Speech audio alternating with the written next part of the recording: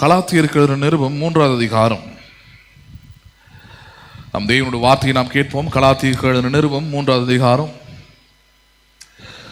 9வது வசனம், 14வது வசனம், 29வது வசனத்தை நாம் கவனிப்போம். 3 வசனங்களை நாம் கவனிப்போம். கலாத்தியர் 3வது அதிகாரம் 9, 14, 29.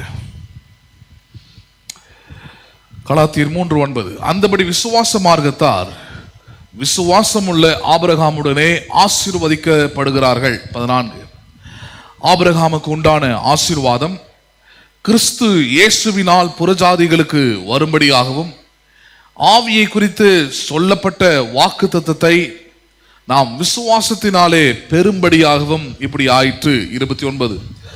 நீங்கள் கிறிஸ்துவை உடையவர்களானால் ஆபிரகாமின் சந்ததியாராயும் வாக்குத்தத்தத்தின்படி சுதந்திரராயும் இருக்கிறீர்கள். தருமையான செவ்வாய்க்கிழமையின் மாலைகளிலும் உங்களோடு கூட நான் தொடர்ச்சியாக பேசி கொண்டு வருகிற தலைப்பு, விசுவாசிகள் தேர்வு செய்ய வேண்டிய செழிப்பான வாழ்க்கை. A life of prosperity that believers must choose என்கிற தலைப்பை கொடுத்திருக்கிறேன். ஆண்டவராகிய இயேசு கிறிஸ்துவை ஏற்றுக்கொண்ட பிறகு நன்மைகள் எல்லாம் எதிர்பார்க்காமல் தானாகவே அது வந்து சேரும். எதையும் நீங்க சூஸ் பண்ண வேண்டியதில்லை, அல்லது எதையுமே நீங்க தேர்வு செய்ய வேண்டியதில்லை. உங்கள் வாழ்க்கை, உங்கள் எதிர்காலம், உங்கள் பிள்ளைகளுடைய எதிர்காலம், அதெல்லாம் இப்படி இருக்கணும்னு நீங்க நினைக்க கூட தேவையில்லை, எல்லாம் தானாய் வரும் அப்படின்ற உபதேசத்தை தான் இன்றளவுக்கும் கிறிஸ்தவத்தில் பிரசங்கித்து கொண்டிருக்கிறார்கள். இன்றளவுக்கும் இன்னைக்கும் பிரசங்கம் தான். நீங்க எதையும் சூஸ் பண்ண தேவையில்லை. இயேசு கிறிஸ்துவை ஏற்றுக்கொண்டீங்களா, ஞானசாரம் எடுத்துட்டீங்களா, எல்லாம் வர வேண்டியதெல்லாம் என்ன பண்ணும், தானாகவே வரும் அப்படின்றாங்க. அதற்கு அவர்கள் எடுத்து காண்பிக்கிற வேத வசனம், முதலாவது தேவனுடைய ராஜ்யத்தையும் நீதியும் தேடு, அப்பொழுது இவைகளெல்லாம் உனக்கு கூட கூட கொடுக்கப்படும். இவைகளெல்லாம் கூட, அந்த இவைகளில் தான் நம்ம கவனிக்கிறோம்.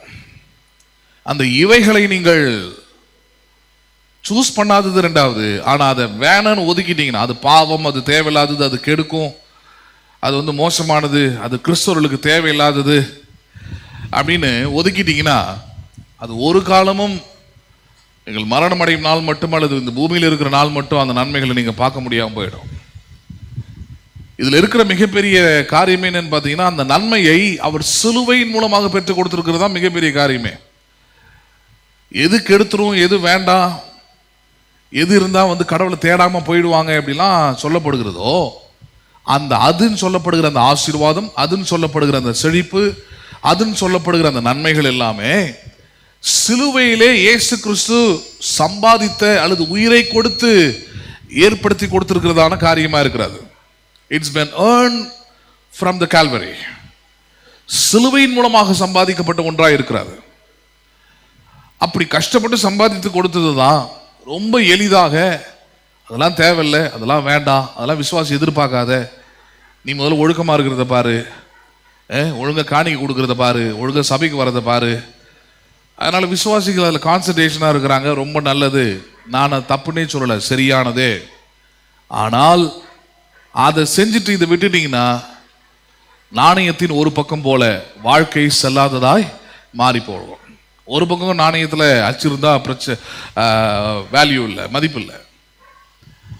இதை தான் பார்த்தீங்கன்னா உங்களுக்கு உதாரணமாக புதிய உடன்படிக்கையின் அல்லது இயேசு கிறிஸ்துவோடவே 12 சீஷர்களில் அன்பின் சீஷர் என்று அழைக்கப்பட்டு இருந்த 12 சீஷர்களில் நெடுநாள் உயிரோடு இருந்த அல்லது தீர்க்காயுசு உள்ளவனாய் இருந்த யோவான் தன்னுடைய விசுவாசிக்கு எழுதின கடிதத்தை உங்களுக்கு எடுத்து காண்பித்திருந்தேன். 3 யோவான்ல இருந்து தன்னுடைய விசுவாசியை குறித்து அவர் முதலாவது சில சாட்சிகளை சொல்றார். ஆவிக்குரிய விதத்தில் ரொம்ப நல்லா இருக்கிற, வசனத்தை கேட்கிற, வசனத்தின்படி நடக்கிற, ஆத்துமாவில் அதாவது கடவுளோடு இருக்கிற ஐக்கியத்தில் உன் மனம், உன் ஆத்துமா ரொம்ப நல்லா இருக்குது, ஆனால் இன்னொன்னும் நல்லா இருக்கணும் அப்படின்னு சொல்லிட்டு தான் அந்த வார்த்தையை அந்த வசனத்தை சொல்றாரு. பிரியமானவனே, உன் ஆத்துமா வாழ்வது போல நீ எல்லாவற்றிலும் வாழ்ந்து சுகமா இருக்கும்படி வேண்டுகிறேன். தானா வரும்னா அவர் சொல்ல வேண்டியதே இல்லை. ஆத்மா வாழுது தானா எல்லாம் என்ன பண்ணிடும், வந்துடும் சொல்லலாம். ஆனா அவர் சொல்றாரு, நீ எல்லாவற்றிலும் வாழ்ந்து எப்படி இருக்க வேண்டும்? சுகமா இருக்க. அப்ப எல்லாவற்றிலும் என்னென்ன இருக்குதுன்னு கவனிக்கணும். எனக்கு என்னென்னலாம் இருக்கணும்? ஒரு விசுவாசியாய், ஒரு ரட்சிக்கப்பட்டவனாய், ஒரு கிறிஸ்தவனாய், இயேசுவை ஏற்றுக்கொண்டவனாய், என் வாழ்க்கையில், என் குடும்பத்தில், என் எதிர்காலத்தில், என் நிகழ்காலத்தில் எவைகளெல்லாம் எனக்கு இருக்க வேண்டும், அதை நான் தேர்ந்தெடுக்காமல், நான் அதை சூஸ் பண்ணாம அது எனக்கு வராது, தராது என்பதுதான் சத்தியம். நீங்கள் அதை தேர்வு செய்யாமல் அது உங்களுக்கு கிடைக்க போவது இல்லை என்பதுதான் வேதவசனத்தின் சத்தியம். அதை தான் எடுத்து காண்பித்துக் கொண்டு வருகிறேன். அதுல முக்கியமா ஆபிரகாமின் ஆசீர்வாதங்களை குறித்து பார்க்கிறோம். முக்கியமா ஆபிரகாமின் ஆசீர்வாதங்கள் வரும்போது, ஆபிரகாம் இதோ பல நூற்றாண்டுகளுக்கு முன்பதாக வாழ்ந்த மனுஷன். அவனுக்கு தேவன் வாக்குத்தத்தங்களை தந்தார். ஒரு 65 வயதுக்கு மேல வந்து ஆண்டவரை அறிந்து கொண்டு பின்பதாக அவன் ஆசீர்வதிக்கப்பட்டு அவன் சீமானா இருந்தான் என்றெல்லாம் வேதம் சொல்லுகிறது. அது வெறும் ஆண்டவருக்கும் ஆபிரகாமுக்கு மட்டுமான உடன்படிக்கை அல்ல. அதனாலதான் ஆபிரகாமை ஆசீர்வதிக்கும் போதே ஒரு வார்த்தையோடு சேர்த்து சொன்னார், உன் மூலமாக பூமியில் உள்ள சந்ததிகள் எல்லாம் என்ன பண்ணப்படும்? ஆசீர்வதிக்கப்படும். அப்படின்னா பூமியில் இருக்கிற சந்ததிகள் எல்லாருக்கும் ஆசீர்வாதத்துக்கு ரோல் மாடலா நீ இருப்ப. எதற்கு ரோல் மாடலா நீ இருப்ப?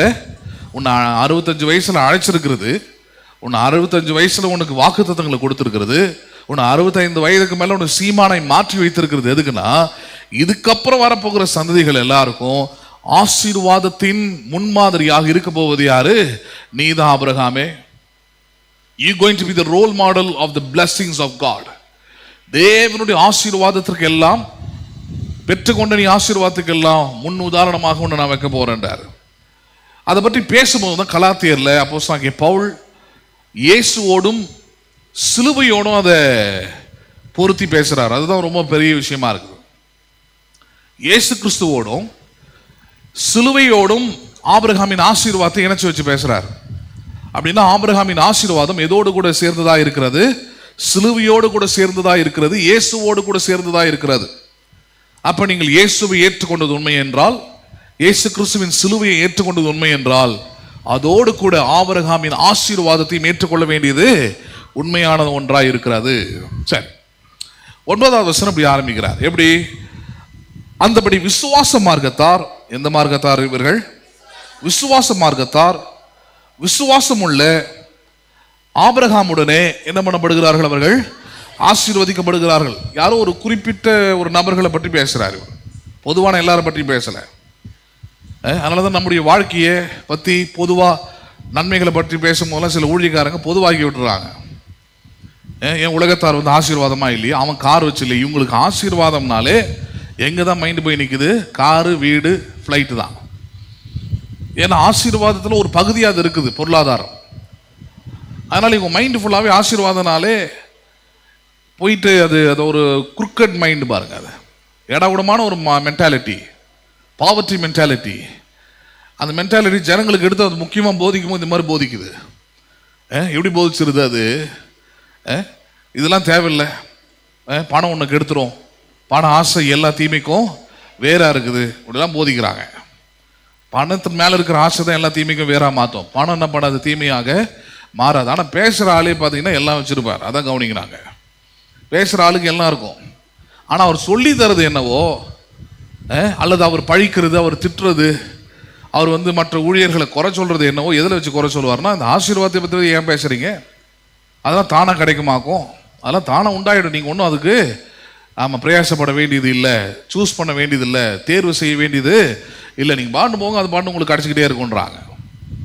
ஆனால் இங்கே கலாத்தியரில் பவுல் பேசும்போது ரொம்ப தெளிவாக ஆரம்பிக்கிறாரு. விசுவாச மார்க்கத்தார்ன்றார். என்ன மார்க்கத்தார் இவர்கள்? ஆமாம், இங்கே கிறிஸ்தவர்கள் பேசல, இவர் விசுவாசிகளின் பேர் இருக்குது. ஆனால் ஏதோ ஒன்றை விசுவாசிக்க வேண்டும்.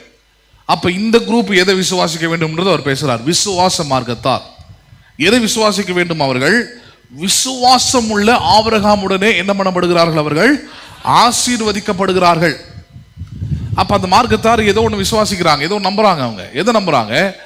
நான் ஆபிரகாமுடைய ஆசீர்வாதத்தை பெற்றுக்கொள்கிறேன், ஆபிரகாமுடனே என்ன பண்ணப்பட்டிருக்கிறேன்? நான் ஆசீர்வதிக்கப்பட்டிருக்கிறேன்.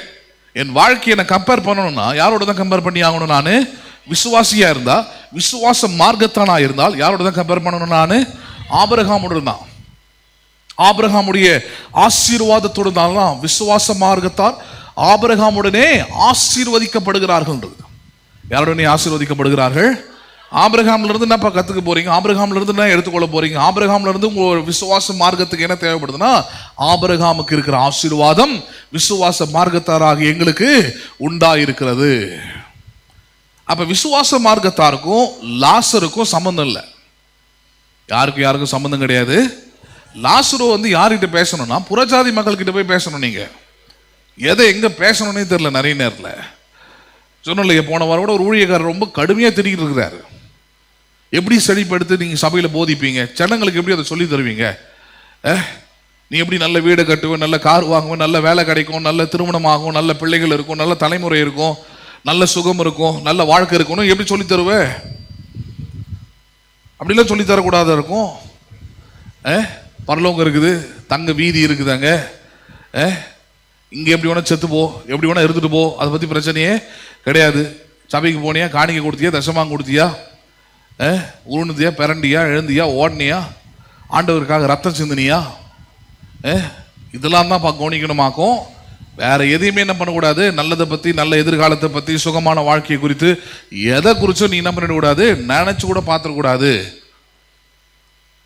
அதுக்கு உதாரணமாக தான் யாரை எடுக்கிறாங்கன்னா லாசர் எடுக்கிறாங்க. அவர் சொல்றாரு அப்படியே, லாசர் எடுத்து சொல்றாங்க, லாசருவை பாருங்கள், அவன் பரலோகத்துக்கு போலையான்றாங்க. இல்லை, இது ஆசீர்வாதத்துக்கும் பரலோகத்துக்கு போறதுக்கும் சம்மந்தமே கிடையாது. ஏழையும் பரலோகத்துக்கு போவான், தரித்திரனும் பரலோகத்துக்கு போவான், ஆசீர்வதிக்கப்பட்டவனும் பரலோகத்துக்கு போவான். இதுல நான் எப்படி போறேன்றதான் எனக்கு தேவை.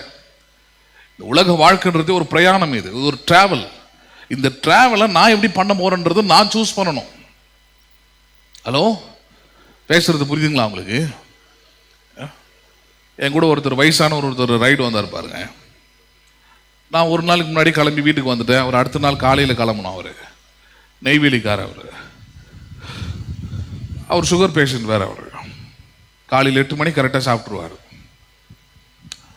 அப்போ காலையில் அவருக்கு 10:30 மணி ஃப்ளைட், நைட்டு 10:30 மணி ஃப்ளைட்டுன்னு நைட்டு 8 மணிக்கெலாம் போயிட்டார். உள்ளே போயிட்டு அங்கேருந்து உள்ளேருந்து எனக்கு ஃபோன் பண்ணார். என்ன தெரியாமல் உள்ளே வந்துட்டேன், என்ன ஆச்சுன்னா பசிக்குது, உள்ளே எல்லாம் ரேட் ரொம்ப அதிகமாக வச்சு விற்கிறானுங்க. 2 இட்லி 300 ரூபா போட்டு வச்சுருக்கிறானுங்க, தோசை 400 ரூபா போட்டு வச்சுருக்கிறானுங்க, எதுவுமே 200 ரூபா கீழே இல்லைண்ணா. வாங்கி சாப்பிட்றதுக்கு மனசு ரொம்ப கஷ்டமாக இருக்குது. பசியோடு போயிடலான்னு பார்த்தா நைட்டு 1 மணிக்கு சென்னை வந்து இறங்கணும், அது வரைக்கும் நான் பட்னியாக இறங்கணும் உள்ள அப்படின்ட்டார். நான் சொன்னேன், நீங்கள் ஒரு டிக்கெட்டை கொஞ்சம் எனக்கு ஸ்கேன் பண்ணி அனுப்புங்கன்னா, அதே போல் எனக்கு அனுப்பிச்சி விட்டார். எனக்கு அந்த டிக்கெட்லேயே பார்த்தீங்கன்னா அவர் உள்ள அந்த ஏரோட்ராம் உள்ளே போனதுலேருந்து ஃப்ளைட்லேயும் சரி, அந்த இதுலேயும் ஏர்போர்ட்லேயும் சரி, அங்கே இருக்கிற எந்த இடத்துல ஒன்றா அவர் உள்ளே போயிட்டு ஃப்ரீயாகவே என்ன பண்ண முடியும், அவரால் சாப்பிட முடியும். அது அந்த ஃப்ளைட்டுக்குரிய இதுவே ஃபுல்லாக பே பண்ணியிருக்கிறாங்க. அதில் தெரில. இப்போ இவர் முடிவு பண்ணுறது என்னென்னா, பட்னியாக போயிடுறேனான்றாரு என்கிட்ட. நான் என்ன பண்ணிடுறேன், 300 ரூபா 400 ரூபா கொடுத்து செலவு பண்ணிவிட்டு நான் சென்னை போய் இறங்குறத நான் பட்னியோட பசியோடு என்ன பண்ணிடுறேன். 2.5 மணி நேரம் ஃப்ளைட்டில் உட்காந்து சும்மா கிடையாது. நமக்கு இங்கேருந்து பார்க்கும்போது தான் சந்தோஷமாக இருக்கும். அது ஃப்ளைட்டில் போகிறாங்கன்னு நமக்கு 10 அடி மேலே நடக்கணும்னாலே எப்படி இருக்கும், அந்த இடத்துல தொங்குற மாதிரி இருக்கும் 2.5 மணி நேரமும். போக போக தான் அது பழக்கம் பாருங்கள். அப்போ அந்த மாதிரி ஒரு இடத்துல போய் பட்னியாக இருக்க போகிறேன், தூக்கம் வராது, ரொம்ப டார்ச்சராக இருக்கும். 2.5 மணி நேரம்லாம் சும்மா கிடையாது. அது பகலில் வரும்போதாவது ஏதோ கொஞ்சம் கொஞ்சம் அது தெரியும். நைட்டில் ஃபுல்லாக இருட்டாக தான் இருக்கும், கொடுமையாக இருக்கும். அப்புறம் அவருக்கு ஃபோன் பண்ணி சொன்னேன்னா, எல்லாமே இருக்குது அதில் உங்களுக்கு, அங்கே இருக்கிற எல்லாமே இருக்குது. வாட்டர் பாட்டில் பார்த்தீங்கன்னா 80 ரூபா ஒரு 1/4 லிட்டர் பாட்டில், அது 250 ml பாட்டிலு உள்ளே 80 ரூபாய்க்கு விற்கிறேன். நான் கூட ஒன்று வாங்கிட்டு வந்தேன். ஒரு வழியில் உள்ளே போயிட்டு பிறகு வாட்டர் கேனை காணும், வெளியும் வர முடியாது, வாங்கி தான் ஆகணும், தண்ணி குடிச்சு தான் ஆகணும். அவன் 80 ரூபான்னு சொன்னால் அங்கே போய் சண்டைலாம் போட முடியாது, வெளியே போன்றுவான். அப்போ எப்படி பிரயாணம் பண்ண போகிறோன்றத நம்ம தான் என்ன பண்ணி ஆகணும், அங்கே சூஸ் பண்ணி ஆகணும். அப்போ வாழ்க்கை இது ஒரு பிரயாணம். இதில் நான் லாசர் மாதிரியும் பிரயாணம் பண்ணலாம், தப்பு கிடையாது. யார் மாதிரியும் பிரயாணம் பண்ணிக்கலாம். நான் லாசர் மாதிரி பிரயாணம் பண்ண தயாராக இருக்கிறேங்க. அவன் வாழ்க்கை எப்படி இருந்துன்றது உங்களுக்கு தெரியும், அதை பற்றி நான் எக்ஸ்பிளைன் பண்ண வேண்டியதில்லை. அப்படி நான் பண்ண தயாராக இருக்கிறேன். தரித்திரனாக இருந்துக்கிறேன், கடன் வாங்குறவனாகவே இருந்துக்கிறேன், கஷ்டப்படுறவனாகவே இருந்துக்கிறேன், எந்த நல்லதும் அனுபவிக்காதவனாகவே இருந்துக்கிறேன். இப்படியே இருந்து இப்படியே நான் செத்து இப்படியே பரலோகத்துக்கு போகிறேன். கண்டிப்பாக வருவீங்க பரலோகத்துக்கு. இல்லை நான் அப்படி இருக்க போறது இல்லை, நான் ஏதோ ஒரு காரியத்தை விசுவாசித்து அந்த விசுவாச செயலை நான் செய்ய போறேன், அதுக்கு ஒரு முயற்சி தேவை, அதுக்கு ஒரு பெரிய வேலை இருக்குது. என்ன வேலை அது? இது மாதிரி சபைக்கு வரணும், வந்து பிரசனத்தை கேட்க வேண்டியதாக இருக்குது, இப்படிலாம் இருக்கணுமா, இப்படிலாம் இருந்தாதான் ஆசீர்வாதமாக வாழ முடியுமா அப்படின்ட்டு. அப்போ என்ன பண்ண வேண்டியதாக இருக்குது? கேட்க வேண்டியதாக இருக்குது, ஒரு வேலை அது இருக்குது. அப்போ அப்படி வாழணும்னா நான் ஆபிரகாமோடு கூட என்ன பண்ண வேண்டியதாக இருக்குது? விசுவாசிக்க வேண்டியதாக இருக்குது. ஆபிரகாம் எப்படி தன்னுடைய சூழ்நிலையில் விசுவாசித்தானோ அதே போல் நான் என்ன பண்ண வேண்டியதாக இருக்குது? என் சூழ்நிலையில் விசுவாசித்து ஆபிரகாமுக்கு உண்டான ஆசீர்வாதம் எனக்கு என்ன பண்ணணும்? இப்போ உண்டாக வேண்டும். அப்ப விசுவாச மார்க்கத்தார்கள் அழகா அந்த வார்த்தையை பயன்படுத்துறார். விசுவாசின் பேர் வச்சுக்கிட்டு நீ எதை விசுவாசிக்க போற? லாசரு மாதிரி வாழ்வதற்கு நீ விசுவாசிக்க வேண்டியதே இல்லை. ஹலோ, கடன் வாங்க வேண்டியது என்ன பண்ண வேண்டியதில்லை, நீங்க விசுவாசிக்க வேண்டியதில்லை. தரித்திரனா வாழ்வதற்கு விசுவாசிக்க வேண்டியது இல்லை. ஆனால் ஆபிரகாமை போல வாழணும்னா கண்டிப்பா என்ன பண்ணி ஆகணும்? விசுவாசித்தாக வேண்டும். அதனால விசுவாச மார்க்கத்தார் ஆபிரகாமுடனே என்ன பண்ணப்படுகிறார்கள்? அவர்கள் ஆசீர்வதிக்கப்படுகிறார்களாம். they have the lifestyle. அவங்களுக்குன்னு ஒரு வாழ்க்கை முறை இருக்குது. என்னது? நான் ஆபிரகாமை போலவே விசுவாசிக்கிற சந்ததி, தோல்வியை ஜெயமாக்குகிற சந்ததி, இல்லாமையை இல்லாததை இருக்கிறதை போல அழைக்கிற சந்ததி, நானு பஞ்சத்திலும் வறட்சியிலும் 100 மடங்கு ஆசீர்வாதத்தை பெற்றுக்கொள்ளுகிற சந்ததி நானு. அதை விசுவாசிக்கிறவன் நான். பஞ்சத்துல வந்து பஞ்சமாவே இருந்துட்டு போட்டு நினைக்கிற ஆள் இல்ல. பஞ்சத்தின் மத்தியிலே கர்த்தர் என்னை 100 மடங்கு ஆசீர்வதிப்பார் என்று விசுவாசிக்கிற சந்ததி. சரீரம் செத்தது என்று எண்ணத்தகும் நாட்களில் எனக்கு ஒரு சந்ததி உண்டாகும் என்று விசுவாசத்தில் வல்லவனாய் இருக்க வேண்டிய ஒரு சந்ததி. அதனாலதான் முதல்ல ஆரம்பிக்கிறார், விசுவாச மார்க்கத்தார் ஆபிரகாமுடனே ஆசீர்வதிக்கப்பட்டிருக்கிறாங்க. ஏன்னா இவங்க விசுவாசிக்கிறாங்க ஆபிரகாம் போலவேன்றார். அடுத்த பாயிண்ட் தான் 14 வசனம். இன்னும் அதுக்கு அடுத்த கட்டம் எடுத்துட்டு போறாரு. ரொம்ப அதிர்ச்சியான கட்டம் அது. என்னது அது? ஆபிரகாமுக்கு உண்டான ஆசீர்வாதம். யாருக்கு உண்டான ஆசீர்வாதம் அது? மறுபடியும் ஞாபகப்படுத்துற ஒரு காரியத்தை. ஆசீர்வாதம்னா என்னது? ஒரு சின்ன வட்டத்துக்குள்ள அடைக்கிடக்கூடாது. ஆசீர்வாதம்னா ஒரு பணம், ஒரு கார் அப்படின்னு அடைக்கிடக்கூடாது. உலக மக்களுக்கு கூட நல்லா தெரியும். அதை எக்ஸ்பிளைன் பண்ணாம மேலோட்டமா போதிக்கிறதுனால தான் ஏமாத்துறாங்க. ஆசீர்வாதத்தை கொஞ்சம் மூளையை பயன்படுத்திங்கன்னா கண்டுபிடிச்சிடலாம்.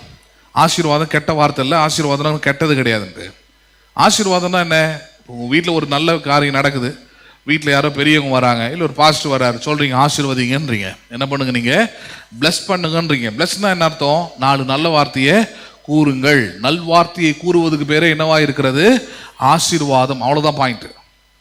ஆசீர்வாதத்தில் போய் அதிகமாக நோண்ட வேண்டியதில்லை. நீங்கள் ஆசீர்வாதம்னா என்னது? நல்வார்த்தையை கூறுவது, நல்ல வார்த்தையை சொல்வது, அதான் ஆசீர்வாதம். ஆசீர்வாதத்தின் ஆற்றல்கள் இருக்குது, அதையும் போதிச்சிருக்கிறேன். இந்த பவர் ஆஃப் பிளெஸிங் இருக்குது. சிலர் சொல்றோம் இல்லையா, சிலர் சொன்னா அப்படி என்ன பண்ணிடுது? நடந்துருங்கன்றோம். சிலர் சொன்னாலும் என்ன பண்ணாது? நடக்காது. அப்ப ஆசீர்வாதத்தை கூறுவதுன்னு வரும்போது, ஆசீர்வாதம் என்றால் நல்வார்த்தைகளை கூறுவது. அந்த நல்வார்த்தைகள் எவைகள்ன்றதான் கேள்வி. அங்க நல்வார்த்தைகள் என்றால் என்ன? எல்லாமே இருக்குது அதுல. தோல்வியை ஜெயமாக மாற்றுவது, இல்லாமல் இருப்பதை போல மாற்றுவது, வறட்சியை செழிப்பாக மாற்றுவது, பலவீனத்தை பலனாக மாற்றுவது, அதான் நல்வார்த்தைகள். அப்ப எல்லாமே அதுல வந்துருவாங்க. வாடகை வீட்டில் இருக்குன்னா சொந்த வீட்டுக்கு வருவேன், தோல்வியில் இருக்குன்னா ஜெயத்துக்குள்ள வருவேன், சின்ன சம்பளத்தில் வேலை செய்யறேன் பெரிய சம்பளத்துக்குள்ள வருவேன். ஹலோ, இன்னைக்கு இல்லாமை வெறுமை கஷ்டத்தில் இருக்கிறனா இல்ல, நான் நிறைவுக்குள்ள வருவேன். இன்னைக்கு வாங்குறவனா இருக்கிறனா நாளைக்கு கொடுக்கிறவனாக வருவேன். இதான் நல்வார்த்தைகளை கூறுவது, பிளஸிங் வேர்ட், ஆசீர்வாத வார்த்தைகள். அப்ப ஆபிரகாம் இங்க சொல்லப்படுகிற காரியம் என்னன்னா, அடுத்த கட்டம் தான் ரொம்ப ரொம்ப ஷாக்கிங் பாயிண்ட். அது என்ன பாயிண்ட்? அது ஆபிரகாமுக்கு உண்டான ஆசீர்வாதம் கிறிஸ்து இயேசுவினால். எந்த இயேசுவினால்? ஆமா, ஆசீர்வாதத்துக்கும் ஆண்டவருக்கும் சம்பந்தமே இல்லாத மாதிரி பேசிடுறாங்க இல்லையா? இங்க பவுல் கொடுக்கிறாரு, ஆபிரகாமுக்கு இருந்த ஆசீர்வாதங்கள் எல்லாம் எந்த இயேசுவினால்? கிறிஸ்து இயேசுவினால். நமக்காக சிலுவையிலே பாடுபட்டு மரித்தாரே, ரத்தம் சிந்தினாரே, அடக்கம் பண்ணப்பட்டாரே, 3ஆவது நாள் எழுந்தாரே, அந்த கிறிஸ்து இயேசுவினால் யாருக்கு வருகிறது? அது புறஜாதிகளுக்கும் வருகிறது. அப்ப ஆபிரகாமுக்கான ஆசீர்வாதம் யாருக்கு மட்டும் கிடையாது, அது ஆபிரகாமுக்கு மட்டும் கிடையாது. ஆபிரகாமை பற்றி படிக்கிற நல்ல காரியங்கள் எல்லாம் வெறும் யாருக்கு மட்டும் கிடையாது, அது வெறும் ஆபிரகாமுக்கு மட்டும் ரிசர்வ் பண்ணி வச்சிடல. ஆபிரகாமை போல இயேசுவை விசுவாசிக்கிற ஒவ்வொருவருக்கும் ஆபிரகாமுக்கு உண்டான ஆசீர்வாதம் கிறிஸ்து இயேசுவின் நாமத்தினாலே அவர்களுக்கும் வருகிறது. எப்படி பெறுகிறோம், எப்படி பெற முடியும்? அவர் எதை சொல்றார்? நாம் விசுவாசத்தினாலே பெரும்படியாகும். எப்படி பெற்றுக்கொள்றோமோ அதை ஆபிரகாமை போல நீங்க மாற முடியுமானா அவன் மாற முடியும்ன்றார். ஆபிரகாமை போல நீங்களும் விசுவாசியுங்கள் இயேசுவை. இயேசு இனிமேல் வேற மாதிரி பாருங்க. என் குறைவை நிறைவாக்குகிற இயேசு அவர். என் கஷ்டத்தை என் நஷ்டத்தை லாபமாக மாற்றுகிற இயேசு அவர். என் வெறும் படங்கை கூடைகள் நிறைய, நம்புறீங்களா நீங்க? அதெல்லாமே படகுகள் நிறைய, வலைகள் கிழிய தருகிற இயேசு அவர். 10ஆம் தேதி கூட வராத சம்பளத்தை, 10ஆம் தேதி கூட பத்தாத பணத்தை நிறைவாக எடுக்க வைக்கிற இயேசு அவர். நம்புறீங்களா இல்லையா? அப்படி பார்க்கணும் பாருங்க. அதை தான் இங்க சொல்லி கொடுக்குறாரு ஆபிரகாம் பற்றி. ஆபிரகாமுடைய ஆசீர்வாதம் ஆபிரகாமுக்கு மட்டும் இல்ல. அது ஏதோ அவன் வந்து 75 வயசுல சீமானா இருந்தான், நீ வந்து தரித்திரனா இரு, நீ கடன் வாங்கிட்டே இரு, நீ கஷ்டப்பட்டுக்கிட்டே இரு, நீ கடனை படிச்சு யோசிச்சு வியாதிஸ்தனா மாறு அப்படி சொன்னாரா? இல்ல. ஆபிரகாமுக்கு உண்டான ஆசீர்வாதம் கிறிஸ்து இயேசுவினால் புறஜாதிக்கும் உண்டாயிருக்குது. எப்படி? விசுவாசத்தினால் அது நீ பெற முடியும். இப்படி அதை விசுவாசிக்கணும். ஆபிரகாமை ஆசீர்வதித்த ஆண்டவர் என்னையும் ஆசீர்வதிக்க வல்லவர். நம்புறீங்களா நீங்க? பஞ்சத்திலும் குறைவிலும் வறட்சியிலும் அவனை உயர்த்தின ஆண்டவர் என்னையும் உயர்த்த ஆசீர்வதிக்க வல்லவர் அவர். ஆபிரகாமுக்கு மட்டும் அவர் ஆண்டவர் அல்ல, எனக்கும் அவர் ஆண்டவராய் இருக்கிறார். இந்த விசுவாசம் தான் பாருங்க ஆபிரகாமுக்கு உண்டான ஆசீர்வாதம் கிறிஸ்து இயேசுவினாலே உங்களுக்கு உண்டாகிறது. 29 அடுத்த கட்டம். அது என்னது? நீங்கள் கிறிஸ்துவை உடையவர்களானால். யாரை உடையவர்களானால்? இன்னும் ஸ்ட்ராங்கா கொண்டு வரார். நீங்கள் உண்மையாவே கிறிஸ்துவனா இப்படி கொண்டு வரலாம். நம்ம லாங்குவேஜ்ல அப்படி சொன்னதான் கிறிஸ்துவை உடையவர்கள் அப்படின்னா ரொம்ப டீசெண்டா இருக்குது. நீ உண்மையான கிறிஸ்தவனா இருந்தா, அப்படி அந்த பாயிண்ட், நீ உண்மையான கிறிஸ்தவனா இருந்தா, கிறிஸ்துவை உடையவனா அதுதான். நீ உண்மையான கிறிஸ்தவனா இருந்தா யாரை திரும்ப இருக்கணும்? நீ ஆபிரகாமின் யாரின் சந்ததி? நீ உண்மையான கிறிஸ்தவனா இருந்தா யாருடைய சந்ததி? நீ யாருடைய சந்ததி நம்பணும்? நீ யாருடைய சந்ததியை போல வாழணும்? நீ யாருடைய சந்ததியாக இந்த பூமியில் இருக்கணும்? நீ ஆபிரகாமின் சந்ததி. நான் எந்த சந்ததி? நானு ஆபிரகாமின் சந்ததி. கிறிஸ்துவை உடையவர்கள். யாரை உடையவர்கள்? கிறிஸ்துவை உடையவர்கள் லாசருவின் சந்ததின்னு சொல்ல, கிறிஸ்துவை உடையவர்கள் தரித்திரரின் சந்ததின்னு சொல்ல. அப்படி சொல்லியிருந்தாருன்னா உபாகமம் 28 தேவையில்லை. நான் உன்னை வாளாக்காமல் தலையாக தான் ஆக்குவன்றாரு, நீ கீழாகாமல் மேலாய் தான் ஆவன்றாரு. ஆனா நீ நம்புறீங்களா? அங்க கேள்வி. Do you believe it? எப்படி பிலீவ் பண்ண முடியும்? எப்படி நம்பணும்? அதை கிறிஸ்துவை உடையவர்கள் ஆபிரகாமின். நம்ம பிள்ளைங்கிட்ட சொல்றோம் இல்லையா, என் பிள்ளையா இருந்தா இதனை செஞ்சு காட்டு, என் பிள்ளையா இருந்தா என்ன பண்ணி இதை செஞ்சு காட்டு. நம்ம பேசுறோம்ல வைராக்கியத்துல, அதுதான் இங்க பவுல் போதிக்கிறார். நீ கிறிஸ்துவை உடையவர்களானால். யாரை உடையவர்களானால்? நீ கிறிஸ்துவை உடையவர்களானால் உன் வாழ்க்கை, உன் எதிர்காலம், உன்னுடைய செயல், உன்னுடைய குடும்பம், உன்னுடைய சபை, உன்னுடைய ஊழியம் எல்லாவற்றிலும் ஒன்றை காட்ட முடியும், பார்க்க முடியும். என்னது அது? ஆபிரகாமின் சந்ததி இவன். எந்த சந்ததி இவன்? இவன். அது உலக மக்களுக்கு புரியாம இருக்கலாம். கிறிஸ்தவர்களுக்கே புரியாம இருக்கும்போது அவங்களுக்கு புரியுறது எப்படி?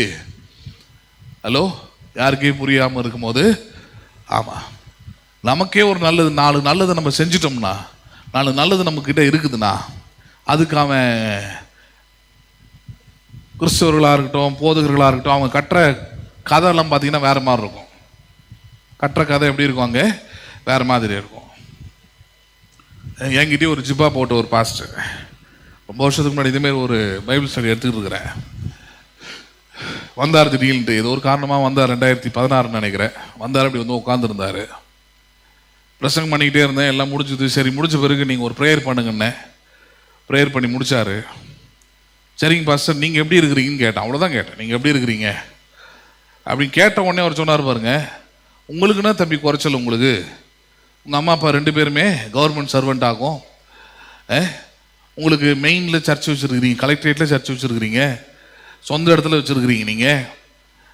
நாங்கள் அப்படியா கிராமத்தில் அங்கே இங்கே என்ன பண்ணிக்கிட்டு இருக்கிறோம்? மனுஷன் வந்து வட்டி கூட்டு சம்பாதிக்கிறான், 8 கார் வச்சுருக்கிறான், ஆனால் எதுலையுமே போக மாட்டார், பயம். ஏன்னா விசுவாசி எவனா பார்த்துட்டானா, பார்த்தியா பாஸ்ட்டுக்கு 8 கார் இருக்குது, வட்டி கூடுறாரு, வாடகை கூடுறாரு அப்படின்னு காணிக்க கொடுக்காம போயிடுவான் அப்படின்ட்டுக்காக பஞ்சு பைசா போட்டுருக்கிறார். இங்கே வரும்போது கூட ஒரு அழுக்கு ஜிப்பால தான் வந்திருந்தார். சரி, நீ எப்படி ஒன்றா இருந்துக்கோ, அது உன்னுடைய இது. ஆனால் எனக்கு இருக்கிற நல்லதை ஒரு பாஸ்டான உனக்கு மைண்ட்ல எப்படி தெரியுமா வரணும்? ஆபிரகாமின் சந்ததி. எந்த சந்ததி இது? ஒரு நன்மை ஒரு விசுவாசிக்கு, ஒரு ஊழியக்காரனுக்கு ஒரு ஊழியத்தில் உண்டாயிருக்குதுன்னா அது கிறிஸ்து இயேசுவினால் உண்டாயிருக்கிறது, அது சிலுவையினால் உண்டாயிருக்கிறது, அது கிறிஸ்து இயேசுவின் ரத்தத்தினாலும் அவருடைய தியாகத்தினாலும் உண்டாயிருக்கிறது. எவ்வளவு மாற வேண்டியது இருக்குது பாரு. எல்லா பாஸ்டர் கூட்டத்திலையும் அட்டென்ட் பண்றாங்க, எல்லா பாஸ்டர்ஸ் மீட்டிங்லையும் உட்காடுறாங்க. ஒன்லி பிரியாணி முடிஞ்ச உடனே பிரியாணி 4 பிரசங்கம் நடக்கும், 400 பாட்டு பாடுவாங்க. ஆனா மைண்ட் மட்டும் பார்த்தீங்கன்னா, ஒரு விசுவாசி ஒரு வீடு வாங்கிட்டானா அவனை எப்படி பார்க்கணும் நீங்க? அவன் ஆபிரகாமின் சந்ததி, அவன் அப்படிதான் ஆசீர்வாதமா இருப்பான். ஹலோ, நிறைய சபையில் ஏதாவது ஒன்று வாங்கிட்டா பாஸ்ட்டுக்கு மறைச்சி பெட்ஷீட் போட்டு மூட வேண்டியதாக இருக்குது. கரிச்சு கொட்டிடுவார், கழுவி ஊற்றிடுவாருட்டு. எங்கேருந்து வந்துச்சு உனக்கு பணம்? இந்த பணத்தில் கடவுளை கொடுத்தியா, பண்ணியா? எதுவும் இல்லை, நீங்கள் அவங்களுக்கு ஒன்று கொடுத்துட்டீங்கன்னா அமைதியாக இருப்பாங்க.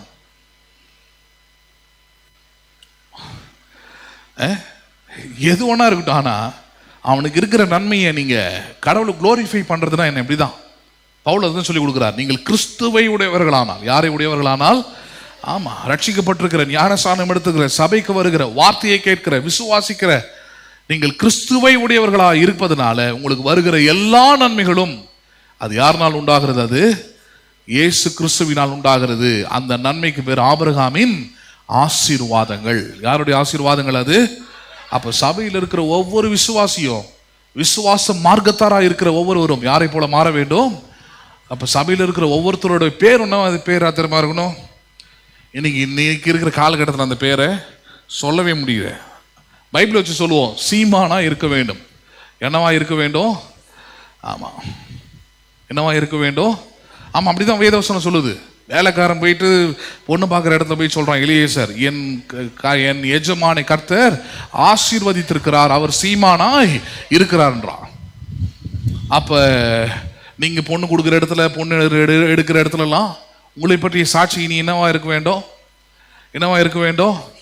ஆமா, அந்த குடும்பம் எப்படிங்க அப்படின்னு கேட்டா சொல்லணும், அந்த குடும்பத்தை கர்த்தர் ஆசீர்வதித்திருக்கிறார். அவர்கள் எப்படி இருக்கிறார்கள்? ஐயோ வேணாங்க, மொத்தத்தையும் உறிஞ்சி விட்டுருவாங்க, புடிங்கி விட்டுருவாங்க, உருவி விட்டுருவாங்க. ஹலோ, பாஸ்டர் குடும்பத்தையும் அப்படி சொல்ல வேண்டியதா இருக்கு சில நேரத்தில். புரியுதுங்களா இல்லையா?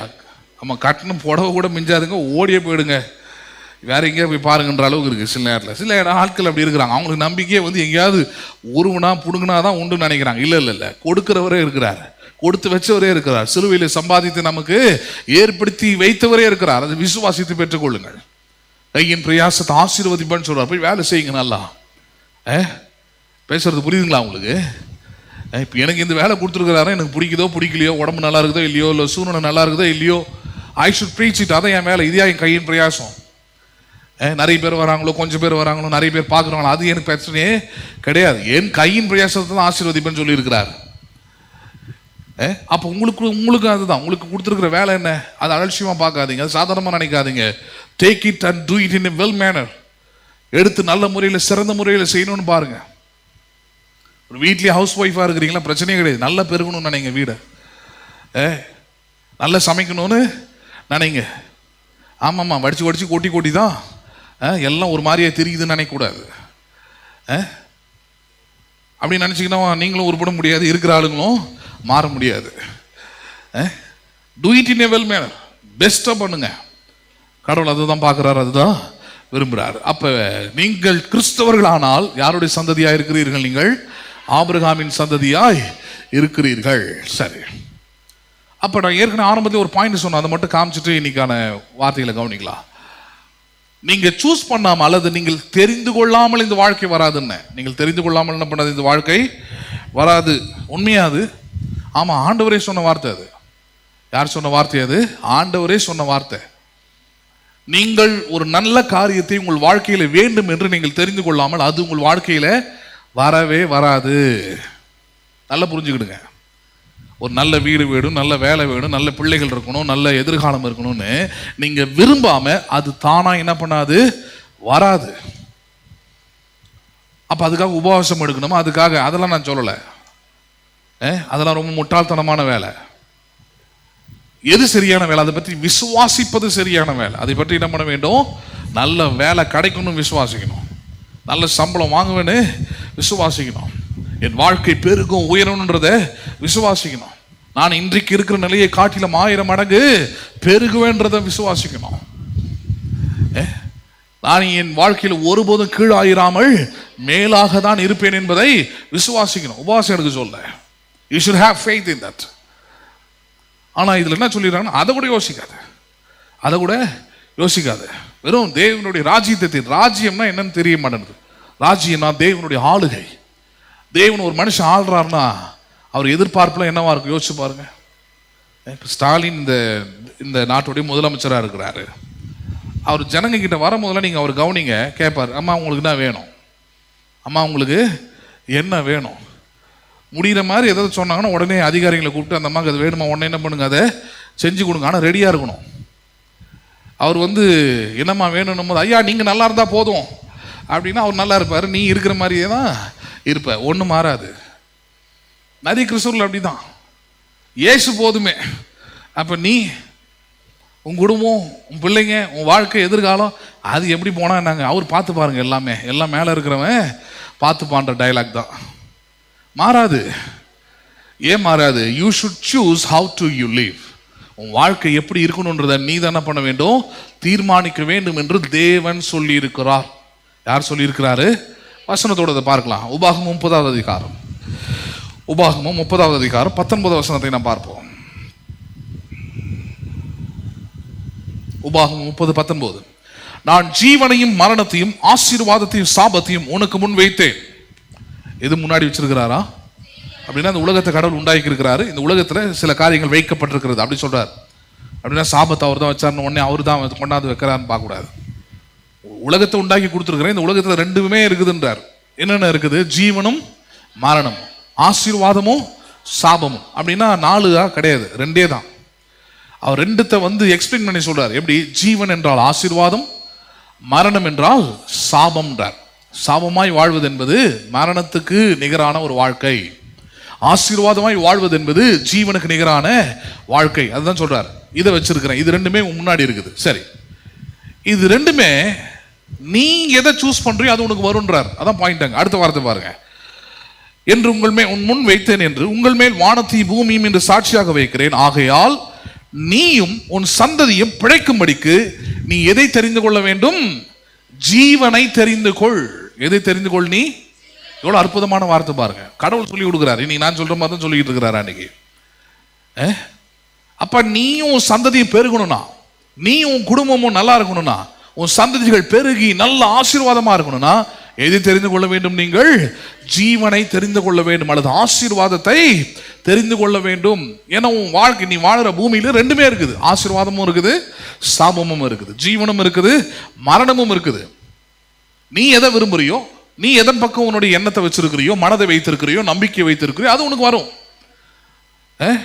நீ ஞானஸ்நானம் எடுத்ததுனால வெறும் ஆசீர்வாதம் தான் வரும்னு எழுதி வைக்கல, அல்லது நீ ஜெபிக்கிறதுனால வெறும் உனக்கு நல்லது மட்டும் தான் கிடைக்கணும் எழுதி வைக்கல. ஜெபத்தில் கூட என்ன செய்றீங்கன்னு பார்க்கணும். ஜீவனை பற்றிய ஜெபமா இருக்க வேண்டும். எதை பற்றிய ஜெபமா இருக்க வேண்டும்? ஜீவனை பற்றிய ஜெபம், ஜீவன் உண்டாக்குகிற ஜெபமாக இருக்க வேண்டும். வெறும் அழுகை, புலம்பல், சாபம் இப்படிப்பட்ட ஜெபமா என்ன பண்ணக்கூடாது? இருக்கக்கூடாது. ஏதோ ஆண்டவருக்கு நீங்க ஏதோ ரிப்போர்ட் அனுப்புற மாதிரி இருக்கக்கூடாது. He already know your situations. ஒரு சூழ்நிலைகள் எல்லாம் ஆண்டவருக்கு தெரியும். ஆனால் உங்களுக்கு என்ன வேணும்? அதான் சொன்ன முதலமைச்சர் நிக்கிறாரு. என்னமா வேணும்னு கேட்டா, என்ன வேணும்னு சொல்றதுக்கு உங்களுக்கு முதல்ல என்ன பண்ணிருக்கணும்? நீங்க சூஸ் பண்ணி வச்சிருக்கணும், லிஸ்டே வச்சிருக்கணும். ஹலோ, எழுத வச்சிருக்கணும், நீங்க லிஸ்டே ரெடியா வச்சிருக்கணும். அந்த லிஸ்ட் தான் விசுவாச லிஸ்ட். விசுவாசமா சொல்லணும், விசுவாசமா அதை அறிக்கையிடணும். அப்ப இந்த இடத்துல சொல்ற காரியமா தான், நீங்க சூஸ் பண்ணாம நல்ல காரியம் உங்கள் வாழ்க்கையில் என்ன பண்ணாது? வராது. இஸ்ரவேலே, உன்னை எகிப்தில இருந்து விடுதலையாக்கி கொண்டு வந்துட்டேன். 430 வருஷமா 4 தலைமுறையா அங்க இருந்துட்டீங்க. இதுக்கப்புறம் இப்போ நான் கொண்டாந்து விட்டுருக்கிற இந்த இடம் கானான் தேசத்துல நீ சுதந்திரமா வாழலாம். பாலும் தேனும் நலமும் விசாலத்தோடு வாழலாம். உன் சந்ததி முன் சந்ததி பார்க்காத நன்மைகளை பெற்று நீ வாழலாம். உன் தாத்தா கொள்ளு தாத்தா யாருமே பார்க்காத ஆசீர்வாதங்களெல்லாம் நீ பெற்று அனுபவிக்கிற ஒரு தேசத்துல கொண்டாந்து விட்டுருக்கிறேன். ஆனா அந்த தேசத்துலயும் நீ யாரா வாழ முடியும்? சபிக்கப்பட்டவனா வாழ முடியும், சிறைப்பட்டவனா வாழ முடியும், அடிமையாக மாற முடியும். அதுதான் பின் வருகிற நாட்களை நீங்க பார்க்கலாம். சிறைப்பட்டு போவதை, அடிமையாக போவதை, அப்புறம் ஆண்டவர்கிட்ட போய் கூக்குரல் இடுவதை, கெபிகளிலும் குகைகளிலும் போயிட்டு ஒளிகிறதுல எப்போ நடக்குது? கானான் தேசம் கொடுத்ததுக்கு அப்புறம் தான். ஏன் அப்படி போனாங்கன்னா, கர்த்தரை அவர்கள் மறந்தபடியால் இருக்கும் ஒரு வார்த்தை. யாரை அவர்கள் மறந்தபடியால்? அவர்கள் எப்படி மறந்தாங்கன்னா இப்படிதான் மறந்துடுது. ஜீவனை உண்டாக்குகிறவர் அவர், ஆசீர்வாதத்தை உண்டாக்குகிறவர் அவர், வெற்றி உண்டு பண்ணுகிறவர் அவர். அவரிடத்துல இருக்கிற வரைக்கும் தான் என் வாழ்க்கை வெற்றியாக இருக்கும், ஆசீர்வாதமா இருக்கும், ஜீவனா இருக்குன்றத மறந்து போயிட்டு ஒரு கட்டத்தில் நல்ல ஆனபிறகுன்னு ஆயிடுது. மைண்ட் வேற மாதிரி போயிட்டு மற்ற வழிபாடுகளையும் மற்ற காரியங்களுக்கு நேராக அவங்க மனதை என்ன பண்ணிடுறாங்க, அவங்க செலுத்த ஆரம்பிக்கும் போது தான் அடிமையாகிறத நம்ம படிக்கிறோம். அப்போ அதனால தான் என்ன நடக்குது? இங்கே என்ன சொல்லி கொடுக்குறாரு? ஜீவனும் மரணத்தையும் உனக்கு முன்பதாக இருக்கிறது இந்த பூமியில். நீ எதை தெரிந்து கொள்ள வேண்டும், நீ எதை தெரிந்து கொள்ள வேண்டும் என்பது உன் கருத்தில் தான் இருக்குது. அதனால ஆண்டவரே சொல்லி கொடுக்குறாரு. தப்பாக கூட சூஸ் பண்ணிடுவான். ஏன்னா அது மாதிரி உபதேசியார்கள்லாம் இன்னைக்கு இருக்கிறாங்க. மரணத்தை தெரிந்து கொள்ள கூட சொல்லுவான். அதான் சொல்ல, தைரியமா, எவ்வளோ தைரியம் இருந்தால் லாசருவும் அவனை பற்றி போற்றி புகழ்ந்து, ஏன் லாசரு பரலோகத்து போலையான்னு கேள்வி வேற எழுப்பி, மனைவியை வேற பக்கத்தில் உட்கார வச்சு ஒரு ஆள் யூடியூப்ல பேசிக்கிட்டு இருக்கிறாரு. நீ லாசர் மாதிரி ஆகு, பக்கத்தில் உட்காந்துருக்கிறது கண்டிப்பாக எஸ்கேப் ஆகிடும். இருக்காது. யோபோடி மனைவி இருக்க முடியா? மாடர்ன் கேர்ள் அந்த மாதிரி நல்லா சுடிதார்லாம் போட்டு டீசெண்டாக உட்காந்துருக்குறாங்க. நீ கொஞ்சம் லாசர் மாதிரி மாறு. உடல் முழுதும் பருக்களாய், நாய்கள் வந்து பருக்களை நக்கி கொண்டு, புரியுதுங்களா இல்லையா? பணக்காரன் வீட்டு வாசலில் ஏதாவது விழுமான்னு ஏந்தி கொண்டு, இப்படிலாம் இரு. எந்த பொண்ணு கூட உட்காந்துருதுன்னு பார்க்கலாம். நல்ல யூடியூப்ல பேக்ரவுண்ட்லாம் நல்ல இது கலர்ஃபுல்லாக வச்சுக்கிட்டு ஜனங்களுக்கு என்ன சொல்லி கொடுத்துட்டு உட்காந்துருக்குற? ஆபிரகாம் தேவையில்லை, ஆசீர்வாதம் தேவையில்லை, கடவுளை ஆசீர்வதிப்பார்னு நினைக்காத. சூழ்நிலைகள் மாறலாம் அதெல்லாம், ஆனால் அதை முதல்ல வைக்காத. கடவுளை தேடு. கடவுளை என்ன பண்ணு? தேடு. எல்லாம் எபிரியர் 11 போய் தெளிவாக படி. கர்த்தரை தேடுறவங்களை குறித்து அங்கே எழுதுறாரு. கர்த்தரை தேடுறீங்களா நீங்க? ஆண்டவரை தேடுறீங்களா நீங்க? பலனளிக்கிறவர் என்று தேடுங்கள் இருக்குது. எப்படி அளிக்கிறவர் அவர்? ஏதோ சும்மா வந்து உட்கார வச்சுட்டு என்னை அனுப்புறவர் இல்லை. ஏதோ வந்தான், ஏதோ உட்காந்தான், என்னை பற்றி இது 2 பாட்டு பாடினா, அவனுக்கு ஒரு பிரியாணியை கொடுத்து அவன் கையில் ஒரு கோட்டரை கொடுத்து அவனை அனுப்புகிற ஆண்டவர் அவர் இல்லை. நம்புறீங்களா நீங்க? தலைமுறை தலைமுறையாய், சந்ததி சந்ததியாய் வாழ வைக்கிற ஆண்டவர் அவர், நினைத்தருளுகிற ஆண்டவர் அவர். எவ்வளோ மட்டமாக்கி நீங்கள் உலகம், நீங்கள் அப்படி நீங்கள் வெளியே போய் மற்ற விசுவாசிகளோட பேசி பாருங்கள், பழகி பாருங்கள், அவங்ககிட்ட இந்த சத்தியங்களெல்லாம் எடுத்து சொல்லி பாருங்கள், எவ்வளோ எதிர்ப்பு தெரிவிப்பாங்கன்னு உங்களுக்கு தெரியும். அவங்களுடைய நம்பிக்கை என்னன்னு கேட்டு பாருங்கள். நான் பேசுறது ரொம்ப கம்மியாக இருக்கும் உங்களுக்கு. அவ்வளோ மோசமான நிலைகளில் தான் இன்னைக்கு கிறிஸ்தவ சமுதாயமும் கிறிஸ்தவ மக்களும் தரித்திரத்தில் அவ்வளோ நம்பிக்கையோடு இருக்கிறாங்க. செத்தாலும் தரித்திரத்தில் சாவேன், செத்தாலும் கடனோடு சாவேன். ஒருத்தர் சொல்லிக் கொடுக்குறாரு, நீங்கள் கடனாளியாக செத்தானாங்க, உங்கள் வீடு இருக்குதுல்ல, அது கடைக்காரன் வந்து விற்று எடுத்துப்பானா ஆண்டவர் வருகையில். ஆண்டவர் வருகை வரைக்கும் கணக்கு போட்டு வச்சுருக்குறானுங்க. ஏன்னா அதுக்கு ஒரு பிரச்சனை.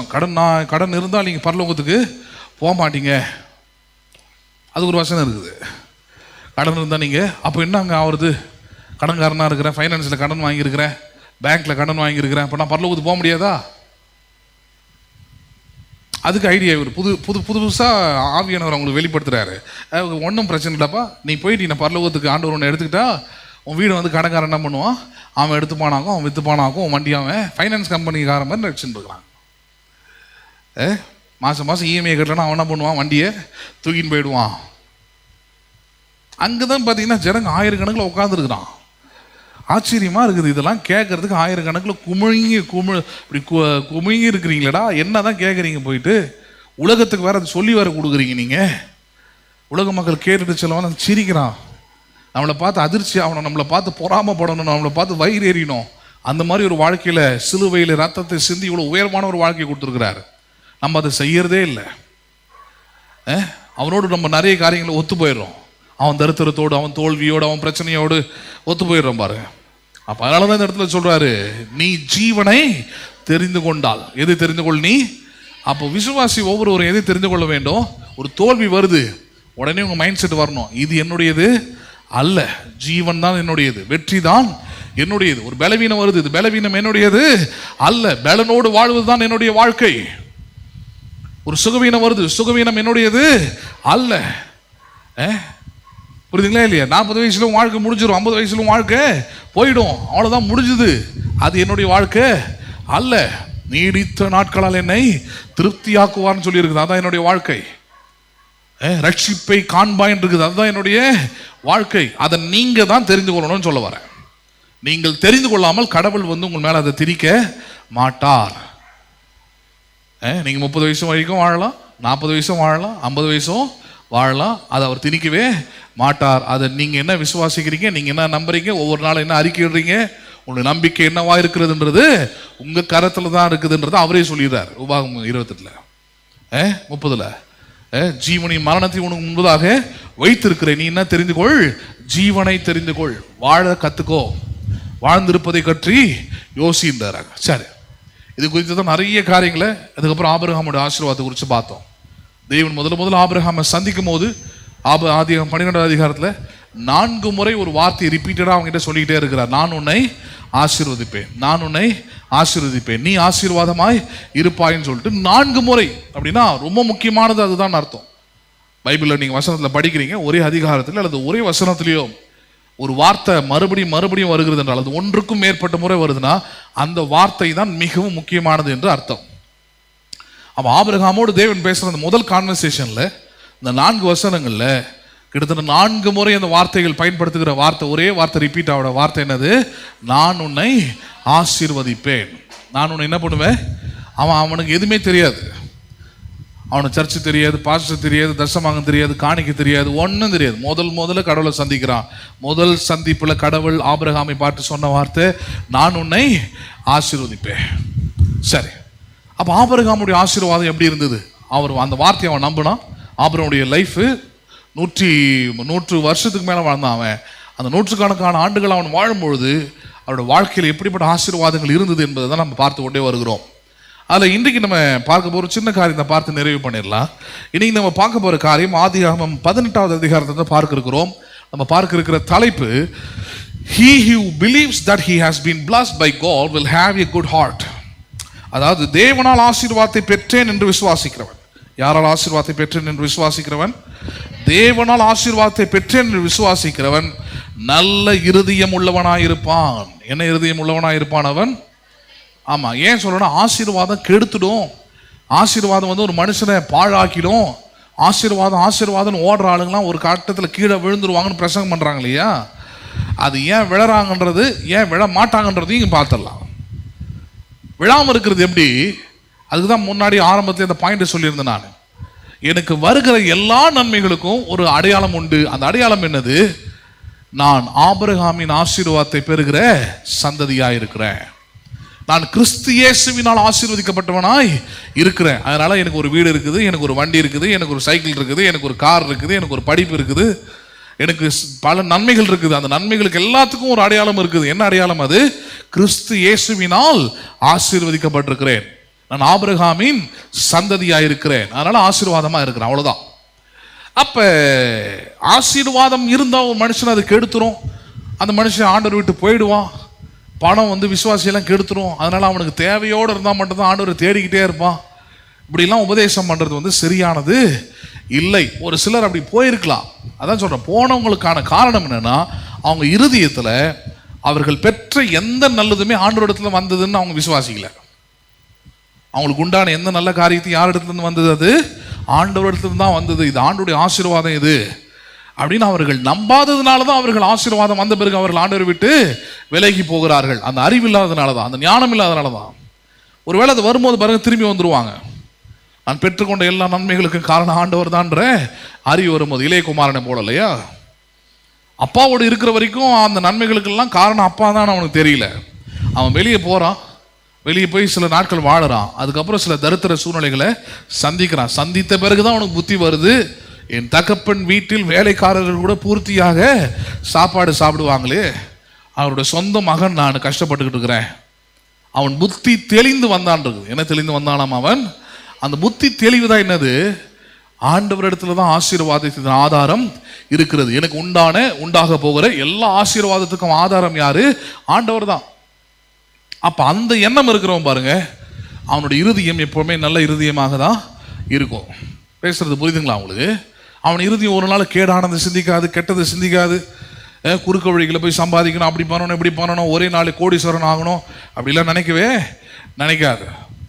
என்னுடைய சம்பளம் வேறு 5000 ரூபாய் இருந்தாலும் சரி, 10,000 ரூபாய் இருந்தாலும் சரி, குறைவை அவர் நிறைவாக மாற்றுவார், கொஞ்சத்தை அவர் அதிகமாக மாற்றுவார். நம்புறீங்களா நீங்க? வசனம் அப்படிதான் நமக்கு கற்று தருகிறது. கொஞ்சத்தில் உண்மை இல்லவனை கர்த்தர் அநேகத்துக்கு அதிகாரியாக இருக்க பண்றாரு. இதே சபையிலிருந்து சில நேரத்தில் வெளியே போன ஆட்களை இன்னைக்கும் கவனிக்கிறேன் நான். அவங்க எதை பேசிக்கிட்டு இருக்கிறாங்கன்னா, ஒரே நாளே கோடீஸ்வரன் நான் போறேன். எப்படி ஆகும்? எனக்கு ஆச்சரியமா இருக்குது. அதை சொல்லியே பல வருஷமா சொல்லிக்கிட்டு இருக்கிறாங்க. ஒரே நாளே கோடியா வருது, ஒரே நாளே 1000 வருது, ஒரே நாளே லட்சமா வருது. எப்படா வரும்? பிஎம் கூட அவ்வளோ சம்பளம் கிடையாது, அவரு கூட மாசம் ஆனந்தான சம்பளம். அம்பானி கூட சம்பாதிக்காத நீ என்ன பண்ணிக்கிட்டு இருக்கிற? உன்னை எவனோ ஒருத்தர் நம்ப வச்சு சபையை விட்டு வெளியே அனுப்பி வெளியே போய் நம்பிக்கிட்டு இருக்கிறிய. இந்த சபையில் இருந்த விசுவாசியாச்சு, சபை மானத்தை வாங்காத. நீ இருக்கிற கொஞ்சத்தில் ஒரு அது கம்பெனி வேலையோ அல்லது என்ன வேலையோ, அந்த சின்ன வேலையில் உண்மையா இரு. அநேகத்தில் கர்த்தர் உன்னை அதிபதியா அதிகாரியா உன்னை இந்நேரம் உயர்ந்திருக்கலாமே. முடி நெரிச்சு தான் மிச்சம், பல்லு கொட்டினது தான் மிச்சம், வயசாகிறது தான் மிச்சமாக இருக்குது நிறைய பேருக்கு. சொன்ன நம்ப மாட்டேன்றாங்க, அவங்களுக்கு புரியவே மாட்டேன்து. அப்படிலாம் வராது, ஒரு இடத்துல அந்த மாதிரி கிடையாது. ஆனால் அவங்க உள்ள நம்புது பாருங்க, அதை கேடுகட்ட உள்ள. ஏன் அந்த உள்ள நம்புது? அது கடவுளுடைய ஆசீர்வாதத்தை நம்பாத உள்ளம். யாருடைய ஆசீர்வாதத்தை நம்பாத உள்ளம் அது? அந்த கடவுளுடைய ஆசீர்வாதத்தை நம்பாத உள்ளம் பாருங்க. அந்த உள்ளெல்லாம் திடீர்னு இந்த பண மயக்கத்தின் மேலே எப்போ ஒன்று ஆட்கொண்டுடும். அது வரைக்கும் நல்லா பக்தியாக இருப்பாங்க. இதுவா அது செய்யலாம், அதை பண்ணலாம், இதை பண்ணலாம். நம்ம ஆளுங்களாம் ரொம்ப அதில் ரொம்ப மட்டமான ஆளுங்களாம் மூளையில் சொல்கிறேன். ஒரு பாம்பை விற்று 5 கோடி வரும் நம்புற ஆளுங்கள்லாம் நம்ம ஆளுங்க முட்டாளான ஆளுங்க. பேசுறது புரியுதா இல்லையா உங்களுக்கு? நம்ம போகிற ஊர்லாம் பார்த்தீங்கன்னா இவனுக்கு சொல்கிற பாம்பு ரோட்லேயே அங்கே மேய்ஞ்சிட்டு கிடக்குது, மானவரியே கிடக்குது. அது பாட்டு அது ஒரு மண்புழு மாதிரி இடம் வகையை சேர்ந்தது. இது எடுத்துன்னு போய் விற்று 5 கோடி கிடைக்கும், 50 கோடி கிடைக்கும். 1 செட்டில்மெண்ட்டு சொன்ன ஒரு பையனும் செட்டில் ஆகலை. நம்புகிறோம் 5 கோடி வந்துடும். சரி வந்துருச்சுன்னு வச்சுப்போம். நீங்கள் சொல்கிற மாதிரி என்ன பண்ணுவோம் அதை வச்சுக்கிட்டு? அவன் பேசுவான், அந்த சின்ன பசங்க பேசுவாங்க பார்த்தீங்களா, 100 ரூபா கொடுத்தா என்னடா பண்ணுவேன்னா, அதே மாதிரி தான் பேசிக்கிட்டு இருக்கிறான். ஒரு ஆளுக்கிட்ட கேட்டேன் நான், சரி 5 கோடி நீ சொல்கிற மாதிரி உனக்கு வருது, என்ன பண்ணுவேன்? வீடு வாங்குவேன், கார் வாங்குவேன், எல்லாம் வாங்குவிட, எல்லாத்தையும் வாங்கிட்டு மறுபடியும் நில் பேலன்ஸ் தான் நிற்பேன். மறுபடியும் பாம்பு பிடிக்க தான் போனோம். எதுக்கு? பெட்ரோல் போடுறதுக்கு, வீட்டு வரி கட்டுறதுக்கு, பெயிண்ட் அடிக்கிறதுக்கு, ரெனோவேட் பண்ணுறதுக்கு. கடைசி வரைக்கும் உனக்கு வேலை அதுவாக தான் இருக்கும். அதுலேருந்து 10 பைசா வர போகிறதும் இல்லை. பிசாசு பாருங்க எப்படிலாம் டைவெர்ட் பண்ணி, இதுக்கு பேர் தான் பொருளாதார ஆசை. நம்ம சொல்கிறது பேர் பொருளாதார ஆசை. நான் சொல்கிறது கர்த்தருடைய ஆசீர்வாதமே உங்களுக்கு ஐஸ்வர்யத்தை தரும், அதனுடைய கூட வேதனையை கூட்டார். எந்த வேலையுமே இழிவாக நினைக்காதீங்க, சாதாரணமாக நினைக்காதீங்க. எல்லாமே நான் தான் சொல்கிறேன், ஒரு பெரிய ஆலமரம் கூட ஒரு சின்ன விதையிலிருந்து தான் அதனுடைய ஆரம்பிக்கப்படுகிறது. ஏதோ ஒன்று பெருசாக வேணும்னு நினைக்கிறீங்கன்னா அது சின்னதுலேருந்து தான் ஆரம்பிச்சாகணும். அதை அந்த கொஞ்சத்தில் உண்மையாக இருக்க பார்க்கணும். அந்த கொஞ்சத்தில் உங்களுடைய முழு அட்டென்ஷனையும் அதில் கொடுத்து பார்க்கணும். அப்போ இந்த இடத்துல அவர் ஆரம்பிக்கிற விஷயம் அதுதான். இன்னைக்கு நம்ம கற்றுக்கொள்ள போகிற காரியம் தான். சீமானாக இருந்த ஆபிரகாம், ஆசீர்வாதத்தை கொட்ட வைத்திருந்த ஆபிரகாம், அவனுடைய உள்ளம், அவனுடைய இருதயம் அது எப்படிப்பட்டதாகவே இருந்தது? அது நல்ல இருதயமாகவே இருந்தது. சீமானாகிய ஆபிரகாமுடைய இருதயம் கெட்டு போகவில்லை. ஆசீர்வாதத்திற்கெல்லாம் ஆதாரமாக அல்லது அடையாளமாக வைக்கப்பட்ட ஆபிரகாம், அவனுடைய இருதயம் எப்படி ஆகவில்லை? அது துன்மார்க்கமாக மாறவே இல்லை என்பதை நம்ம இன்னைக்கு கவனிக்க இருக்கிறோம். எடுத்துக்கொள்ளும் ஆதியாகமம் 18 அதிகாரம் 17 வசனத்தை பார்ப்போம் பாருங்க. 17 ஆதியாகமம் 18 வசனத்திலிருந்து. அப்போது கர்த்தர் ஆபிரகாம் பெரிய பலத்த ஜாதி ஆவதனாலும், கர்த்தர் பாருங்க ஆபிரகாமை பற்றி ஒரு நம்பிக்கை வைக்கிறாரு. உங்களையும் என்னையும் பற்றியான நம்பிக்கை கூட கர்த்தருக்கு அதுதான். விசுவாச மார்க்கத்தார்கள் ஆபிரகாமின் சந்ததினா உங்களை பற்றி என்னை பற்றி கடவுள் என்ன நினைக்கிறாரு தெரியுமா? இப்படிதான் நினைக்கிறாரு. எப்படி நினைக்கிறாரு? ஆபிரகாம் பெரிய பலத்தை நீங்கள் யாராய் மாறுகிறீர்கள்? நீங்கள் யாராய் மாறுகிறீர்கள்? பெரிய பலத்த ஜாதியாக கர்த்தர் உங்களை என்ன பண்ணுகிறார்? மாற பண்ணுகிறார். நம்புறீங்களா நீங்க? அதை நமக்கு இங்கே அது புரிய மாட்டேனுது. நம்ம ஊர்ல எல்லாம் புரியல, இடம் நிறைய மாறிடுச்சு. நீங்கள் நார்த் இந்தியாவிலலாம் போனீங்கன்னா பயங்கரமாக இருக்குது. ஒரு வீடு இருக்குது பாருங்க, சின்னதாக தான் வாசல் இருக்கும். நானும் ஒரு ஆள் தான் உள்ளே போக முடியும். அந்த வீட்டுக்குள்ளே போயிட்டீங்கன்னா ஒரு ஊரே இருக்குது அது உள்ள. அவன் வீடு எப்படி தான் அரண்மனை தான் கட்டி, அரண்மனை மாதிரி தான் கட்டி வச்சிருக்கிறான். எல்லா ராஜஸ்தான்லாம் உள்ளே போனீங்கன்னா சின்னதாக இருக்குது வழி. அப்படி உள்ளே போயிட்டோம்னா ஃபஸ்ட்டு ஒரு ஓப்பன் பெரிய கிரவுண்டு மாதிரி இருக்குது, சுற்றி வீடு இருக்குது, ரூம்ஸ் இருக்குது. உள்ளவே குறைஞ்சபட்சம் ஒரு 200-300 பேர் வாழறானுங்க அதுக்குள்ளே. கேட்டால் எங்கள் ஃபேமிலி யார், எங்கள் குடும்பம், அண்ணன் தம்பி, அவங்க மனைவிங்க பிள்ளைங்க எல்லாம் ஒட்டு மொத்தமாக அங்கே தான் இருக்குது எல்லாமே. ஆனால் வெளியே பார்த்தீங்கன்னா சாதாரணமாக இருக்கும். ஒரு 2 கடை வச்சுருப்பானுங்க, பேல்பூரி கடை இருக்கும், அது மாதிரி இருக்கும். உள்ளே போய் பார்த்தோம்னா மிரண்டு போயிடுவீங்க. அந்த வீட்டுக்குள்ளே வந்து இப்போ சில நேரத்தில் யாருக்கா உடம்பு சரியில்லை 4 பேருக்கு ஃபோன் பண்ண வேண்டியதாக இருக்குது, யாராவது வாங்கப்பா பார்த்துங்கப்பா. அங்கே அந்த அவசியமே கிடையாது. அவங்களாம் இந்த மாதிரி இந்த லைஃப் ஸ்டைலெல்லாம் யோசிச்சே பார்த்துருக்க மாட்டாங்க, பார்க்க முடியாது. ஏன்னா அவ்வளோ குரூப்பாக, அவ்வளோ ஒற்றுமையாக. அவங்க வீட்டில் கிச்சன் காமிச்சாரு பாருங்க, ஒரு இடத்துல ஓப்பன் ஸ்பேஸில் இருக்குது நல்லா பெருசாக. நம்ம வீட்டில் பார்க்க டம்ளர் மட்டும் தான் இவ்வளோன்னு இருக்குது, மற்றது எல்லாமே பெருசு பெருசாக இருக்குது. சாதம் வடிக்கிற பாத்திரம், அவங்க செய்கிற எல்லா அந்த குண்டா எல்லாமே பார்த்தீங்கன்னா அடுப்புலாம் பெருசு பெருசாக இருக்குது. இன்னும் எல்லாம் இவ்வளோ பெருசு பெருசாக வச்சு பின்ன இவ்வளோ பேருக்கு சமைக்கணும்னா ஷிஃப்ட் போட்டு சமைச்சிக்கிறோம் நாங்கள். ஒரு நாள் அவங்க செய்வாங்க, ஒரு நாள் இவங்க செய்வாங்க, ஒரு நாள் அவங்க 4 பேர் சேர்ந்து செய்வாங்க. ஆச்சரியமாக இருந்தது, எப்போ என்னடா இப்படி வாடுறீங்க நீங்கள் அப்படின்ட்டு. பெரிய பாப்புலேஷன் பாருங்க. அப்போ கடவுள் அப்படி தான் சொல்கிறார் நம்மளை, பெரிய பலத்தை ஜாதியாவதுனால. நம்புறீங்களா நீங்கள் அதை? கர்த்தர் உங்களை குறித்து அப்படி தான் சொல்கிறார். தனியாக இருக்கிறேன், நான் மட்டும்தான் இருக்கிறேன். இல்லை, கடவுள் சொல்கிறார், கர்த்தர் உன்னை பெரிய பலத்த ஜாதியாக என்ன பண்ணுகிறாரு, மாற்றுகிறார். நம்புறீங்களா நீங்கள்? அப்போ சொல்கிறார் பாருங்க, ஆபிரகாமை குறித்து கடவுள் அப்படி வைக்கிறார். ஆபிரகாம் பெரிய பலத்த ஜாதி ஆவதனாலும் அவனுக்குள் பூமியில் உள்ள சகல ஜாதிகளும் ஆசீர்வதிக்கப்படுவதனால. கடவுள் பாருங்க ஆபிரகாமை பூமியில் எதுக்காக வச்சிருக்கிறேன், அவனை பற்றி எதுக்கு என்ன பண்ண போறான் அவன் சொல்றாரு. அவன் மூலமாக பூமியில் உள்ள சந்ததிகள் எல்லாம் என்ன பண்ண போடுகிறது, ஆசீர்வதிக்கப்பட போகிறது. The nations of the people going to receive the blessings through the Abraham. Abraham மூலமாக பூமியில் உள்ள சந்ததிகள் ஆசீர்வாதத்தை பெற இருக்கிறாங்க. எப்படி பெற்றார்கள்? ஆபிரகாமின் சந்ததியில் இயேசு வருவார், அவர் சிலுவையிலே மரிப்பார், சாபத்தை அவர் எடுத்துக்கொள்வார். அதன் மூலமாக ஆபிரகாமுடைய ஆசீர்வாதம் கிறிஸ்து இயேசுவினால் புறஜாதிகளுக்கு உண்டாகிறது. யாருக்கு உண்டாகிறது? அது ஆபிரகாமுக்கு மட்டும் இருந்த அந்த சீமான் வாழ்க்கை இன்னைக்கு இயேசு கிறிஸ்துவினாலே ஒவ்வொரு மனுஷனுக்கும், விசுவாசிக்கிற, நம்புகிற, தெரிந்து கொள்கிற ஒவ்வொரு மனுஷனுக்கும் அது உண்டாயிருக்கிறது. நம்புறீங்களா நீங்க அதை? இது அப்படியே சொல்றாரு. சரி, 18ஆம் வசனம், நான் செய்ய போகிறதை ஆபிரகாமுக்கு மறைப்பேனோ. இது அடுத்த கட்டம். இது ஒரு ஆசீர்வதிக்கப்பட்ட மனுஷன், இவன் மூலமாக பூமியில் உள்ள சந்ததிகள் எல்லாம் ஆசீர்வதிக்கப்பட போகுதுன்னு ஆண்டவரே சொன்ன ஒரு மனுஷனை பத்தி சொல்றாரு ஆண்டவர். இப்ப நான் ஒரு காரியத்தை செய்ய போறேன், யாருக்கிட்டையும் அதை சொல்லல, யாருக்கிட்டையும் அறிவிக்கல. ஆனா ஆபிரகாம் கிட்ட மட்டும் அதை நான் என்ன பண்ண போறது இல்லை, மறைக்க போவது இல்லை. யாருக்கிட்ட மட்டும் மறைக்க போவது இல்லை அதை அப்படின்னு ஆபிரகாம் கிட்ட நான் வந்து ஓப்பன் வைடா இருக்க போறேன், ஓப்பன் ஹார்ட்டடா இருக்க போறேன், திறந்த மனதோடு இருக்க போறேன். அவன் கிட்ட மட்டும் யாருக்கிட்டையும் சொல்லாததை இவங்கிட்ட மட்டும் சொல்ல போறேன். அப்படிப்பட்ட ஒரு உறவு உலகத்தில் இருக்குதா? ஹலோ, இருக்குது. ஆனா அதை அப்படி பயன்படுத்துறது இல்லை. உலகத்தில் அப்படி ஒரு உறவு என்ன பண்ணுது இருக்குது. அப்பா அம்மா கிட்ட அது ஒரு உறவு, அவங்ககிட்ட எதை சொல்ல முடியுமோ அது வரைக்கும் தான் அவங்ககிட்ட சொல்ல முடியும். பிள்ளைகள் அது ஒரு உறவு, அவங்ககிட்ட என்ன சொல்ல முடியுமோ அது வரைக்கும் தான் சொல்ல முடியும். உறவினர்கள் அது ஒரு உறவு, அவங்ககிட்ட என்னென்ன சொல்ல முடியுமோ அது வரைக்கும் தான் சொல்ல முடியும். மனைவி அது ஒரு உறவு, புருஷன் அவர் ஒரு உறவு, என்னென்ன சொல்ல முடியுமோ அது வரைக்கும் தான் சொல்ல முடியும். இதெல்லாம் தாண்டி ஒரு உறவு ஒன்று நிற்குதாங்க வந்து. என்னது அது? என்னது அது? நட்பு, ஃப்ரெண்ட்ஷிப்னு பேர் அதுக்கு. ஹலோ, என்னன்னு பேர் அதுக்கு? இந்த ஃப்ரெண்ட்ஷிப்பில் மட்டும்தான் பார்த்தீங்கன்னா you can talk open widely. அந்த உறவில் மட்டும்தான் நீங்கள் எதையுமே மறைக்காமல் என்ன பண்ண முடியும், நீங்கள் பேச முடியும். இதை தான் நான் எடுத்துக்கட்டி பேசுகிறேன்னு நினைக்காதீங்க. இங்கே ஆபிரகாமை பற்றி தேவன் சொன்னது தான். பழைய ஏற்பாட்டு காலத்தில் தேவன் ஒரு 2-3 பேரை மட்டும்தான் சிநேகிதன் என்று அழைத்தார். யார் என்று அழைத்தாராங்க? சிநேகிதன். அதில் முதல்ல யார் அழைத்தார்னு பார்த்தீங்கன்னா ஆபிரகாம் தான். சரி, ஏன் சிநேகிதன் சொன்னார்னு பார்த்தீங்கன்னா இந்த வசனத்துக்காக தான். ஏன்? சிநேகிதனிடத்துல எதுவுமே மறைப்பதில்லை, அதனால ஆபிரகாம் இடத்துல நான் எதையும் மறைக்காம எல்லாவற்றையும் வெளிப்படுத்துறேன் நான் என்றார். எவ்ரிதிங் ஐ ஓப்பன். நீங்க அப்படியே போயிட்டு யோவான் 15 அதிகாரத்தை போய் படிச்சு பாருங்க. இனி நான் உங்களை ஊழியக்காரர் என்று அழைப்பதில்லை என்றார். யார் என்று அழைப்பதில்லை என்றார் அவரு.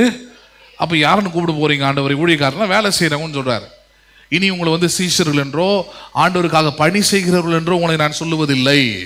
ஏன்னா நீங்கள் அதுக்கெல்லாம் மேலே ஒரு படியில் இருக்க ஒரு உயர்வான ஒரு உறவில் இருக்கிறீங்கன்றார். என்ன உறவுன்னு பார்த்தா யோவான் 15 அப்படியே சொல்றாரு, நீங்கள் எனக்கு சிநேகிதர்களாக இருக்கிறபடியால் ஆரம்பிக்கிறார். யாராக இருக்கிறபடினால்? இயேசு போதிக்கிறார் அதை. நீங்கள் எனக்கு சிநேகிதர்களாக இருக்கிறபடியால் பிதாவிடத்தில் நான் கேட்டுக்கொண்ட எல்லாவற்றையும் ஒன்றை கூட மறைக்காமல் எல்லாவற்றையும் உங்களுக்கு வெளிப்படையாக அறிவித்து விட்டேன்றார். எதுவுமே நான் மறைப்பொருளாக வைக்கல, எல்லாத்தையும் வெளிப்படையாக என்ன பண்ணிட்டேன், நான் சொல்லிட்டேன். ஒவ்வொரு உறவுக்கும் பாருங்க நமக்கு அர்த்தம் தெரியணும். அந்த அர்த்தம் இல்லாமல் தான் நம்ம இன்னைக்கு எல்லா உறவுகளோடும் வாழ்ந்துக்கிட்டு இருக்கிறோம். அதனால தான் உறவுகள் அர்த்தம் இல்லாமல் போய்கிட்டு இருக்குது. உறவுகள் கசந்து போகுது, உறவுகள் பிரிந்து போகிறது, உறவுகள் உடைந்து போகிறதுலாம் காரணம் என்ன? அந்த உறவுகளுக்கு ஏற்ற வேல்யூ நம்ம கொடுக்கறதே இல்லை, நமக்கு தெரியறதும் இல்லை, அதை நம்ம காட்டுறதும் இல்லை. பேசுறது புரியுதுங்களா உங்களுக்கு? எங்கே மனம் திறந்து எல்லாவற்றையும் சொல்ல முடியும், மறைக்காம சொல்லுவன்றார். அப்போ ஆபிரகாமை பாருங்க, ஒரு ஐஸ்வர்யவானவன், ஒரு சீமான். அவன் யாருக்கு ஃப்ரெண்டாக இருந்தான்? அவன் யாருக்கு ஃப்ரெண்டாக இருந்தான்? அவன் ஆண்டவருக்கே ஃப்ரெண்டாக இருந்தான். யாருக்கே ஃப்ரெண்டாக இருந்தான்? அவன் பணக்காரங்க, அதனால அவனுக்கு ஒதுக்கிடுவோன்னு ஆண்டவர் ஒதுக்கல. பணக்காரங்களே இப்படி தான் ஒதுக்கல, சீமானுங்களே இப்படி தான் ஒதுக்கல, ஐஸ்வர்யவானுங்களே இப்படி தான் ஒதுக்கல. அதான் சொன்னோம் இல்லையா, அந்த கிறிஸ்மஸ் டைம்லலாம் பாட்டுலாம் ஏடாகுடமாக இருக்கும். ஏழைகளை தேடி வந்த இயேசுன்னு இருக்கும். ஏழைன்ற வார்த்தை நல்ல வார்த்தை. அது என்ன வார்த்தைனா, ஏழைனா தேவை மிகுந்தவன் அர்த்தம். ஆங்கிலத்தில் ஹெல்ப்லெஸ்ன்னு இருக்கும், உதவி. அந்த வார்த்தை நல்ல வார்த்தை. ஆனால் இவங்க புரிந்து கொள்கிற அல்லது இவங்க கொண்டு வர பாயிண்ட் என்னன்னா, இயேசுனாலே வெறும் கஷ்டப்படுறவங்களுக்கு மட்டும்தான், ஏழைங்களுக்கு மட்டும்தான் சப்போர்ட்டாக நிற்பார். பணக்காரங்களுக்கெல்லாம் அவர் என்ன பண்ண மாட்டார், சப்போர்ட்டாக நிற்க மாட்டாருன்றாங்க. ராபின்ஹுட் வீரப்பன் மாதிரி கதை. ராபின்ஹுட் கதைலாம் தெரியும் இல்லையா உங்களுக்கு? பணக்காரங்களுக்கு இருக்கிற பணத்தெல்லாம் பிடிங்கி ஏழைங்களுக்கு கொடுத்துக்கிட்டே இருப்பான். ஏன்டா அப்படி செய்கிற அப்படின்னு கேட்டால், இந்த பணக்காரங்களே மோசமானவங்களாக்கும், ஏழைங்க தான் நல்லவனுங்களாக்கும். அதனால் அவங்க இருக்கிற பணத்தை வாங்கி இவங்ககிட்ட கொடுத்துட்றேன். அதனால் வரமுறை இல்லாமல் கண்மூடித்தனமாக பகைக்கிறது எல்லாரையும். இயேசு அப்படிப்பட்டவர் அல்ல. இந்த இயேசு சீமானாகிய ஆபிரகாமுடன் சிநேகிதத்தில் அல்லது நட்பில் அல்லது நண்பனாக இருந்தார். ஹலோ, பேசுறது புரியுதுங்களா உங்களுக்கு? அதனால் அவர் ஏழையை வெறுக்கல, நல்லா புரிஞ்சுக்கிடுங்க. ஆனால் அவர் ஏழையாக இருக்கிறத அவர் ஒரு நாள் ஊக்குவிக்கவில்லை. ஏன்னா அவருடைய பிரசங்கத்தோடைய சாராம்சமே சபையில் போய் நின்றுகிட்டு சொன்னார், தரித்திரருக்கு சுவிசேஷத்தை அறிவிக்க கர்த்தருடைய ஆவியானவர் என்னை அபிஷேகம் பண்ணியிருக்கிறார்னார். ஹலோ, யாருக்கு சுவிசேஷத்தை அறிவிக்க? அப்படின்னா இன்னைக்கு இருக்கிற தரித்திரம்லாம் என் பிரசங்கத்தை கேட்டு நீ யாரா மாறணும்? ஐஸ்வர்யவனா மாறணும், கொடுக்கிறவனா மாறணும், பழுகி பெருகணும், பெரிய பலத்த ஜாதியாக மாறணும். அதுக்கு ஆவியானவர் என்ன பண்ணியிருக்கிறாரு? அபிஷேகம் பண்ணியிருக்கிறாருன்னு பிரசங்கம் பண்ணாரு. அப்போ இந்த இடத்துல ஆபிரகாமை குறித்து தேவன் சொல்ற வார்த்தை, ஒரு காரியத்தை செய்ய போறேன், ஒரு ஊரை அழிக்க போறேன், அதை ஆபிரகாமுக்கு நான் மறைக்க போவது இல்லை. சரி, இதான் பாயிண்ட். இப்போ அடுத்தது நடக்கிறத பார்ப்போம். தலைப்பை பார்க்கலாம். 19. கர்த்தர் ஆபிரகாமுக்கு சொன்னதை நிறைவேற்றும்படியாய் அவன் தன் பிள்ளைகளுக்கும் தன் பின்வரும் தன் வீட்டாருக்கும் நீங்கள் நீதியும் நியாயத்தையும் செய்து கர்த்தருடைய வழியை காத்து நடவுங்கள் என்று கட்டளையிடுவான் என்பதை அறிந்திருக்கிறேன் என்றார். பின்பு கர்த்தர் சோதம் குமாராவின் கூக்குரல் பெரிதாய் இருப்பதினாலும் அவைகளின் பாவம் மிகவும் கொடிதாய் இருப்பதினாலும் நான் இறங்கி போய் என்னிடத்தில் வந்து எட்டின அதன் கூக்குரலின்படியே அவர்கள் செய்திருக்கிறார்களா இல்லையா என்று பார்த்து அறிவேன் என்றார். அப்பொழுது அந்த புருஷர் அவ்விடம் விட்டு சோதமை நோக்கி போனார்கள். ஆபிரகாமோ பின்னும் கர்த்தருக்கு முன்பாக நின்று கொண்டிருந்தான்.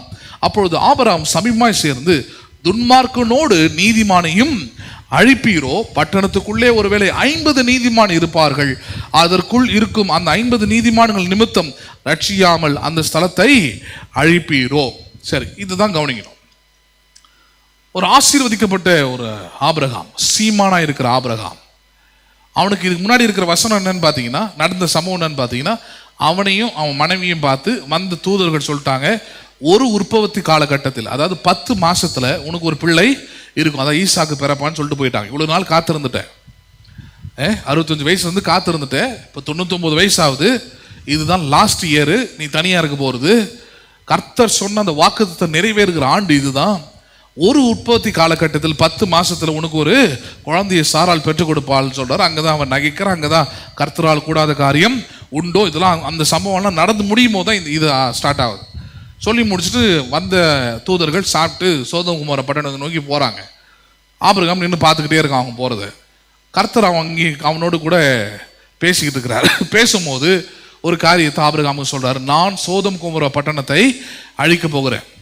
சோதோம் குமார பட்டணத்துக்கும் ஆபிரகாமுக்கும் எவ்வித சம்பந்தமும் இல்லை.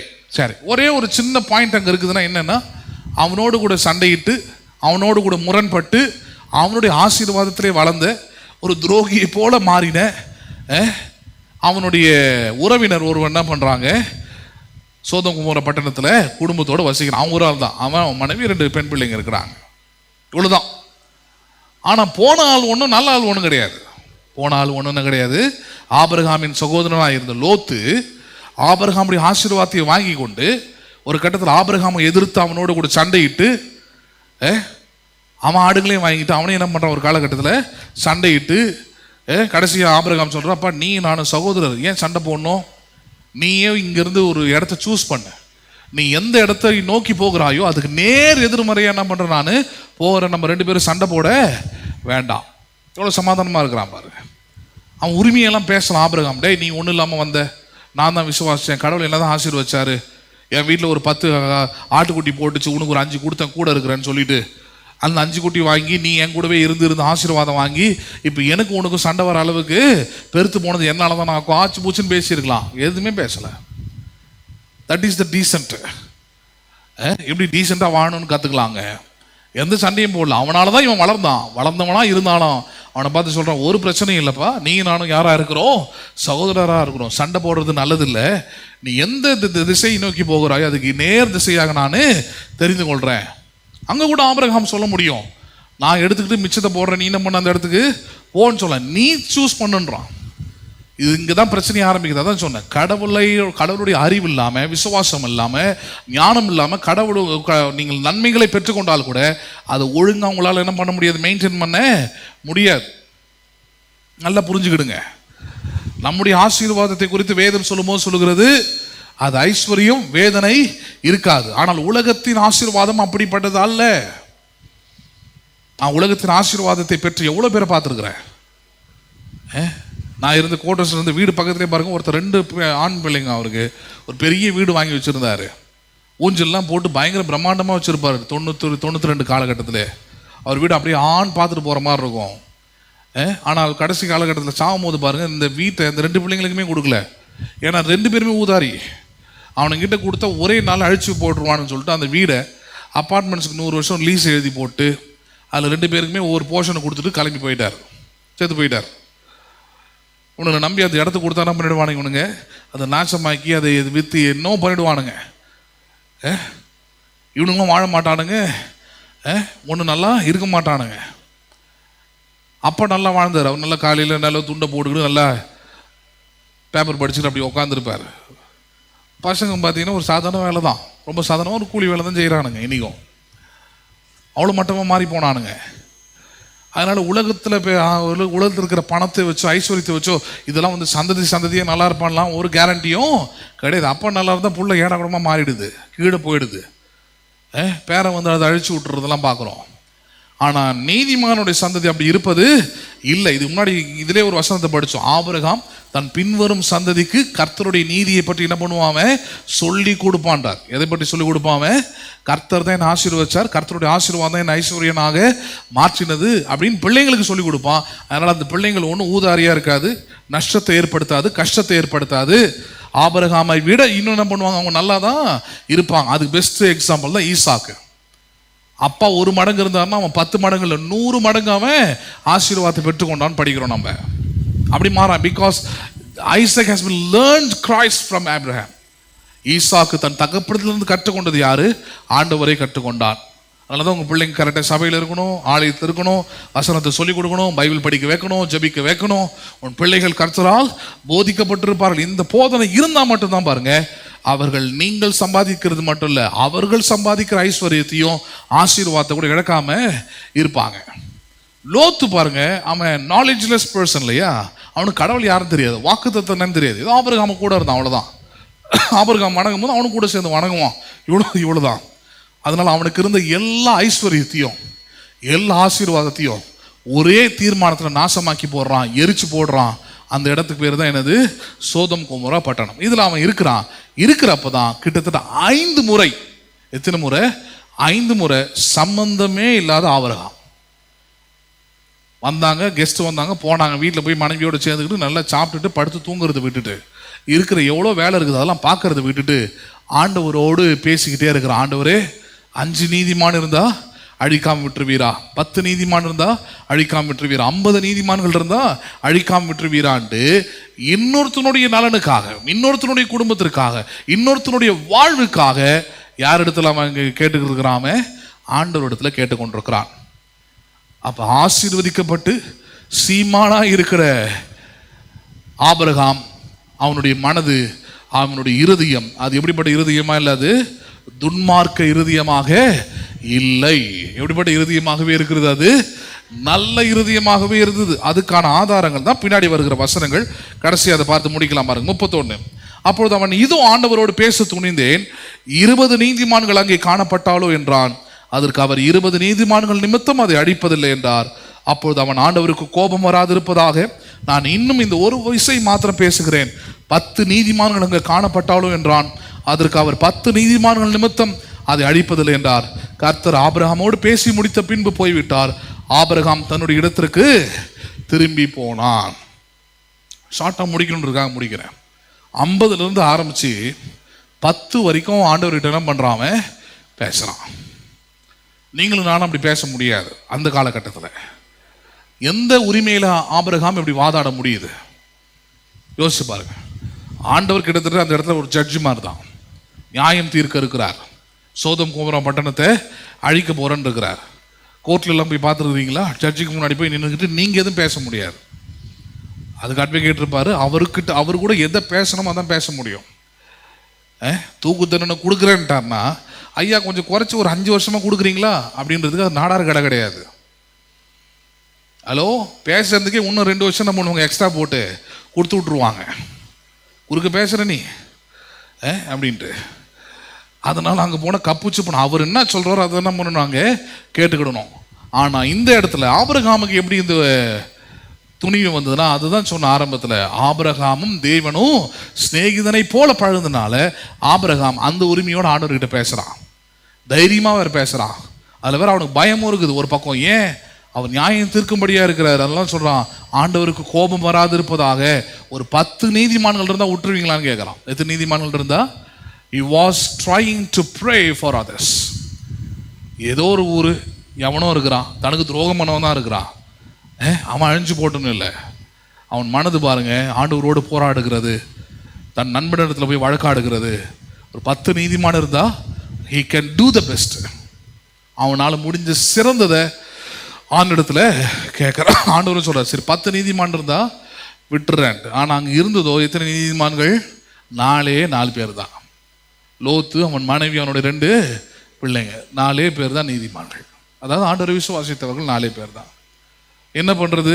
ஒன்றும் பண்ண முடியாது, அழிச்சு விட்டார் அடுத்த நாள். ஆனால் இங்கே கவனிக்க வேண்டிய நம்மளுடைய டாபிக் என்ன? ஆபிரகாமை கர்த்தர் ஆசீர்வதித்தார், அவன் யாராய் மாறினான்? அவன் சீமானாய் மாறினான். ஆனால் ஆபிரகாம் தேவனால் ஆசீர்வாதத்தை பெற்றேன் என்று விசுவாசிக்கிறவன்றதை நம்ம முன்னாடி இருக்கிற பசங்கள்லாம் கேட்டுக்கிறோம்.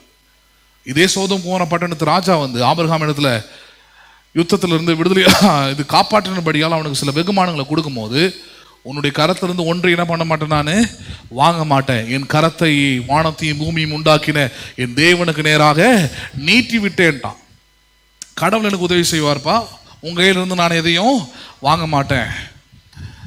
He will help me. என் கரத்தை அவருக்கு நேராக உயர்த்திருக்கிறேன், அதனால் அவர் எனக்கு உதவி செய்வார், அவரிடத்துல இருந்து எனக்கு ஒத்தாசை வரும், எனக்கு அவரிடத்துல நன்மை செய்வார், எனக்கு நீ கொடுக்கறது காட்டிலும் அதிகமாக எனக்கு அவர் தருவார், என் கரத்தை அவரிடத்துல நீட்டி விட்டேன்ட்டான். அந்த அளவுக்கு தேவனோடு சார்போடு வாழ்ந்த ஒரு நல்ல மனுஷன் பாருங்க. அதனால தான் அந்த ஒரு கிரியையே காண்பிக்கிறது, ஆசீர்வாதம் என்பது யாரால் வரட்டும்? எனக்கு தேவனால் வரட்டும். அப்படிப்பட்ட உள்ளம் உள்ளவன் பாருங்க, அவன் நல்லவனாக தான் இருப்பான்.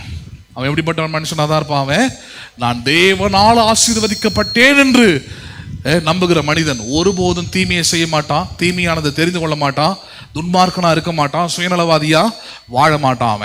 அவன் நல்ல மனுஷனாதான் இருப்பான். அப்ப ஆசீர்வாதம் ஒரு மனுஷனை கெடுக்காது, ஆசீர்வாதம் ஒரு மனுஷனை நல்ல மனுஷனாதான் வாழ வைக்கும். நம்புறீங்களா நீங்க? அதை ஒரே ஒரு வசனத்தை பார்த்து முடிக்கலாம். நீதிமொழிகள் 28:20 பாருங்க. நீதிமொழிகள் 28வது அதிகாரம் 20வது வசனம். Proverbs chapter 28 verse 20. நீதிமொழிகள் 28:20. உண்மை உள்ள மனுஷன் எப்படிப்பட்ட மனுஷன்? ஆபிரகாம் அதுக்கு உதாரணமா எடுத்துப்போமே. உண்மை உள்ளவனா அர்த்தம் ஆண்டவருடைய வார்த்தையை உண்மையா நம்புறான், விசுவாசிக்கிறான், அவனுடைய ஆசீர்வாதத்துக்கு உண்மையா இருக்கிறான். அவன் நினைச்சிருந்தான் அன்னைக்கு சோதம் போமோரா ராஜா கிட்ட இருந்து வெகுமதிகளை வாங்கியிருக்கலாம், வாங்கல. அவன் சொல்றான், என் கரத்தை ஆண்டவரத்தை நீட்டி விட்டேன், அவர் என்னை ஆசீர்வதிக்கிட்டோன்னு அவனுடைய ஆசீர்வாதத்தின் மேல அவ்வளவு பற்றுதலா இருந்தான் இல்லையா? அப்படிப்பட்ட உண்மை உள்ள ஆபிரகாம். அவனை பற்றி தான் எழுதுற மாதிரி எழுதுறாரு நீதிமொழிகள்ல. உண்மை உள்ள மனுஷன் எப்படி ஆசீர்வதிக்கப்படுவான்? அவன் பரிபூர்ண ஆசீர்வாதங்களை பெறுவான். எப்படிப்பட்ட ஆசீர்வாதங்களை பெறுவான்? அப்ப நீங்க உண்மையா இருக்க வேண்டியது அந்த இடத்துல தான். எந்த இடத்துல எந்த நன்மைகளோ, எந்த ஐஸ்வர்யமோ, எந்த ஆஸ்தியோ, எந்த விதமான நன்மைகளோ, எந்த விதமான ஆசீர்வாதங்களோ, அது வானத்தையும் பூமியும் உண்டாக்கின என் கர்த்தரிடத்திலிருந்து வரும், வரட்டும். அது என்னை கெடுக்காது, அது என்னை கெட்ட மனுஷனா மாத்தாது. எவ்வளோ பெற்றுக்கொண்டாலும் என் மனதில் ஒன்றுல உறுதியா இருப்பேன். நான் ஆசீர்வாதங்களை தேவனிடத்திலிருந்து பெற்றுக்கொண்டேன். நான் தேவனால் ஆசீர்வதிக்கப்பட்டேன். தேவனான என்னை சிறுமையிலிருந்து, குழியிலிருந்து, குப்பையிலிருந்து என்னை உயர்த்தினவர், பிரபுக்களோடும் ராஜாக்களோடும் அமர வைத்தவர், நல்ல வாழ்க்கையை கொடுத்தவர் அவர்தான். அப்படின்ற உணர்வும் விசுவாசமும் நம்பிக்கையும் உள்ளமும் உங்களுக்குள்ள இருக்கிற வரைக்கும் நான் சொல்றேன், ஒருபோதும் நீங்கள் தீமையை செய்வது இல்லை, மாறாக நன்மையை செய்வீர்கள். என்ன செய்வீர்கள்? நீங்கள் உங்களுடைய ஆசீர்வாதம் உங்களை நன்மை செய்யற மனுஷனா மாத்தமே தவிர தீமையாக என்ன பண்ணாது, மாத்தவே மாத்தாது. அதனாலதான் சொல்றாரு, உண்மை உள்ள மனுஷன் அவன் கெட்டு போயிடுவான், அவன் ஒண்ணு இல்லாம போயிடுவான். வேதவசனம் சொல்ல, உண்மையா இருக்கிற மனுஷன் அவன் பரிபூரண ஆசீர்வாதங்களை பெறுவான். நம்புறீங்களா நீங்க? அதை உண்மையா இருக்கிறீங்களா நீங்க? கஷ்டத்தின் மத்தியில, குறைவின் மத்தியில, தேவைகளின் மத்தியில, பொல்லாத உலகத்துல, எல்லா இடத்துலயும் எல்லா நேரத்திலையும் தேவனை விசுவாசிப்பதில், தேவனை நம்புதில், தேவனுக்காக வாழ்வதில் உண்மையா இருக்கிறீங்களா? வேதவசனம் சொல்லுகிறது, பரிபூர்ணமான ஆசீர்வாதத்தை இன்னைக்கு குறைவா இருக்கிறதுலாம் நாளைக்கு நிறைவாய் மாறுவதை பார்ப்பீர்கள். தேவன் எல்லாவற்றையும் பரிபூர்ணமாக மாற்றுவார், பரிபூர்ணமான ஆசீர்வாதமானதாக மாறும். நம்புறீங்களா நீங்க? அதை எழுந்து நிற்போம்.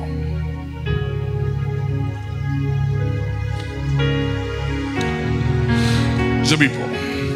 எங்கள் அன்புள்ள பரலோக தகப்பனே, ஆண்டவராகிய இயேசுவின் நாமத்தினாலே நாங்கள் உங்களுடைய சமூகத்திலே வருகிறோம்.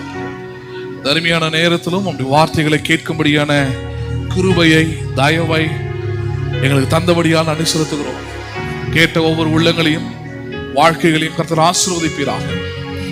உண்மை உள்ள மனுஷன் பரிபூர்ணமான ஆசீர்வாதத்தை பெறுவான் என்று சொல்லப்பட்டிருக்கிறது. உம்மால் ஆசீர்வாதத்தை பெற்றுக்கொண்டேன் என்று உணர்ந்த மனிதன், விசுவாசிக்கிற மனிதன், அப்படிப்பட்ட உள்ளத்தை உடைய மனிதன் ஒருபோதும் தீமையை அவன் செய்வதே இல்லை, மாறாக நன்மையை செய்கிறவனாகவே இருக்கிறான். உம்முடைய ஆசீர்வாதம் எங்களை கெடுப்பதில்லை, ஆசீர்வாதம் எங்களை உம்மை விட்டு விலகுவதில்லை. உமக்கு நன்றி உள்ளவர்களாக இருக்கவே உம்மிடத்திலிருந்து பெற்றுக்கொண்ட ஆசீர்வாதம் எங்களை உணர்த்துகிறது. ஆண்டவரே, இவைகளை அறிந்து கொள்ளும்படியாக, ஆபிரகாமின் ஆசீர்வாதத்திலிருந்து இப்படிப்பட்ட வசனங்களை, சத்தியத்தை அறிந்து கொள்ளும்படியாக ஆவியானவருடைய வார்த்தையை கொண்டு எங்களோடு பேசினபடியாக ஸ்தோத்திரம். அருமையான நேரத்திலும் கூடி வந்திருக்கிற ஒவ்வொரு பிள்ளைகளுக்காக ஜெபிக்கிறேன். கர்த்தர் நீர் ஒவ்வொருவரையும் ஆசீர்வதிப்பீராக. இப்படி பரிபூர்ணமான ஆசீர்வாதம் உண்டாயிருப்பதாக. அருமையான நேரத்திலும் உண்மையுள்ள மனிதன் பரிபூர்ணமான ஆசீர்வாதத்தை பெறுவான் என்று சொன்ன வார்த்தை இவருடைய வாழ்க்கையில நிறைவேறட்டும். எல்லா சாபங்களும் அகன்று போகட்டும், எல்லா தரித்திரங்களும் அகன்று போகட்டும், எல்லா குறைவுகளும் அகன்று போகட்டும். இயேசுவின் நாமத்தினாலே பரிபூர்ணம் உண்டாகட்டும், ஆசீர்வாதங்கள் உண்டாகட்டும், நிரம்பி வழிகிற நன்மைகள் உண்டாகட்டும் என்று சொல்லி ஜெபிக்கிறோம். நன்மையும் கிருபையும் ஆசீர்வாதமும் வாழ்நாள் எல்லாம் தொடரட்டும். ஆண்டவரே, நீர் மெய்ப்பராயிருந்து நடத்துவீராக என்று சொல்லி ஜெபிக்கிறோம். இரவெளியிலும் ஒவ்வொருவருக்கும் தேவையான நல்ல சுகத்தை, பலத்தை, ஆரோக்கியத்தை, ஐஸ்வர்யத்தை, ஆசீர்வாதத்தை, நன்மையை, பலத்தை, கர்த்தர் கிருபைகளை பெருக பண்ணுவீராக என்று சொல்லி ஜெபிக்கிறோம். இதை பார்க்கிற, கேட்கிற, ஜெபித்துக் கொண்டிருக்கிற ஒவ்வொரு பிள்ளைகளுக்காக ஜெபிக்கிறேன். கர்த்தர் ஒவ்வொரு ஆசீர்வதிப்பீராக. நன்மைகள் உண்டாகட்டும், கிருபைகள் பெருகட்டும். இயேசுவின் நாமத்தில் ஜெபிக்கிறோம் எங்கள் ஜீவனுள்ள நல்ல பிதாவே, ஆமென். என் ஆத்துமாவே கர்த்தரை ஸ்தோத்திரி, என் முழு உள்ளமே பரிசுத்த நாமத்தை ஸ்தோத்திரி. என் ஆத்துமாவே கர்த்தரை ஸ்தோத்திரி, கர்த்தர் செய்த சகல உபகாரங்களை மறவாதே. ஆமென். ஆசீர்வாதம் நம்முடைய கர்த்தராகிய இயேசு கிறிஸ்துவின் பிதாவாகிய தேவனுடைய அன்பும் பரிசுத்த ஆவியின் ஐக்கியமும் இன்றைக்கும் என்றைக்கும் சதா காலமும் நம் அனைவரோடு கூட இருப்பதாக. ஆமென், ஆமென். God bless you. மீண்டும் உங்களை நான் வேலைக்கிழமை மாலை 6:30 மணிக்கு சந்திக்கிறேன். நாளை காலை 11 மணிக்கு சாந்தகுமாருடைய இல்ல பிரதிஷ்டை ஆராதனை இருக்கிற, தவறாமல் கலந்து கொள்ளுங்கள். கர்த்தருடைய ஆசீர்வதிப்பாராக.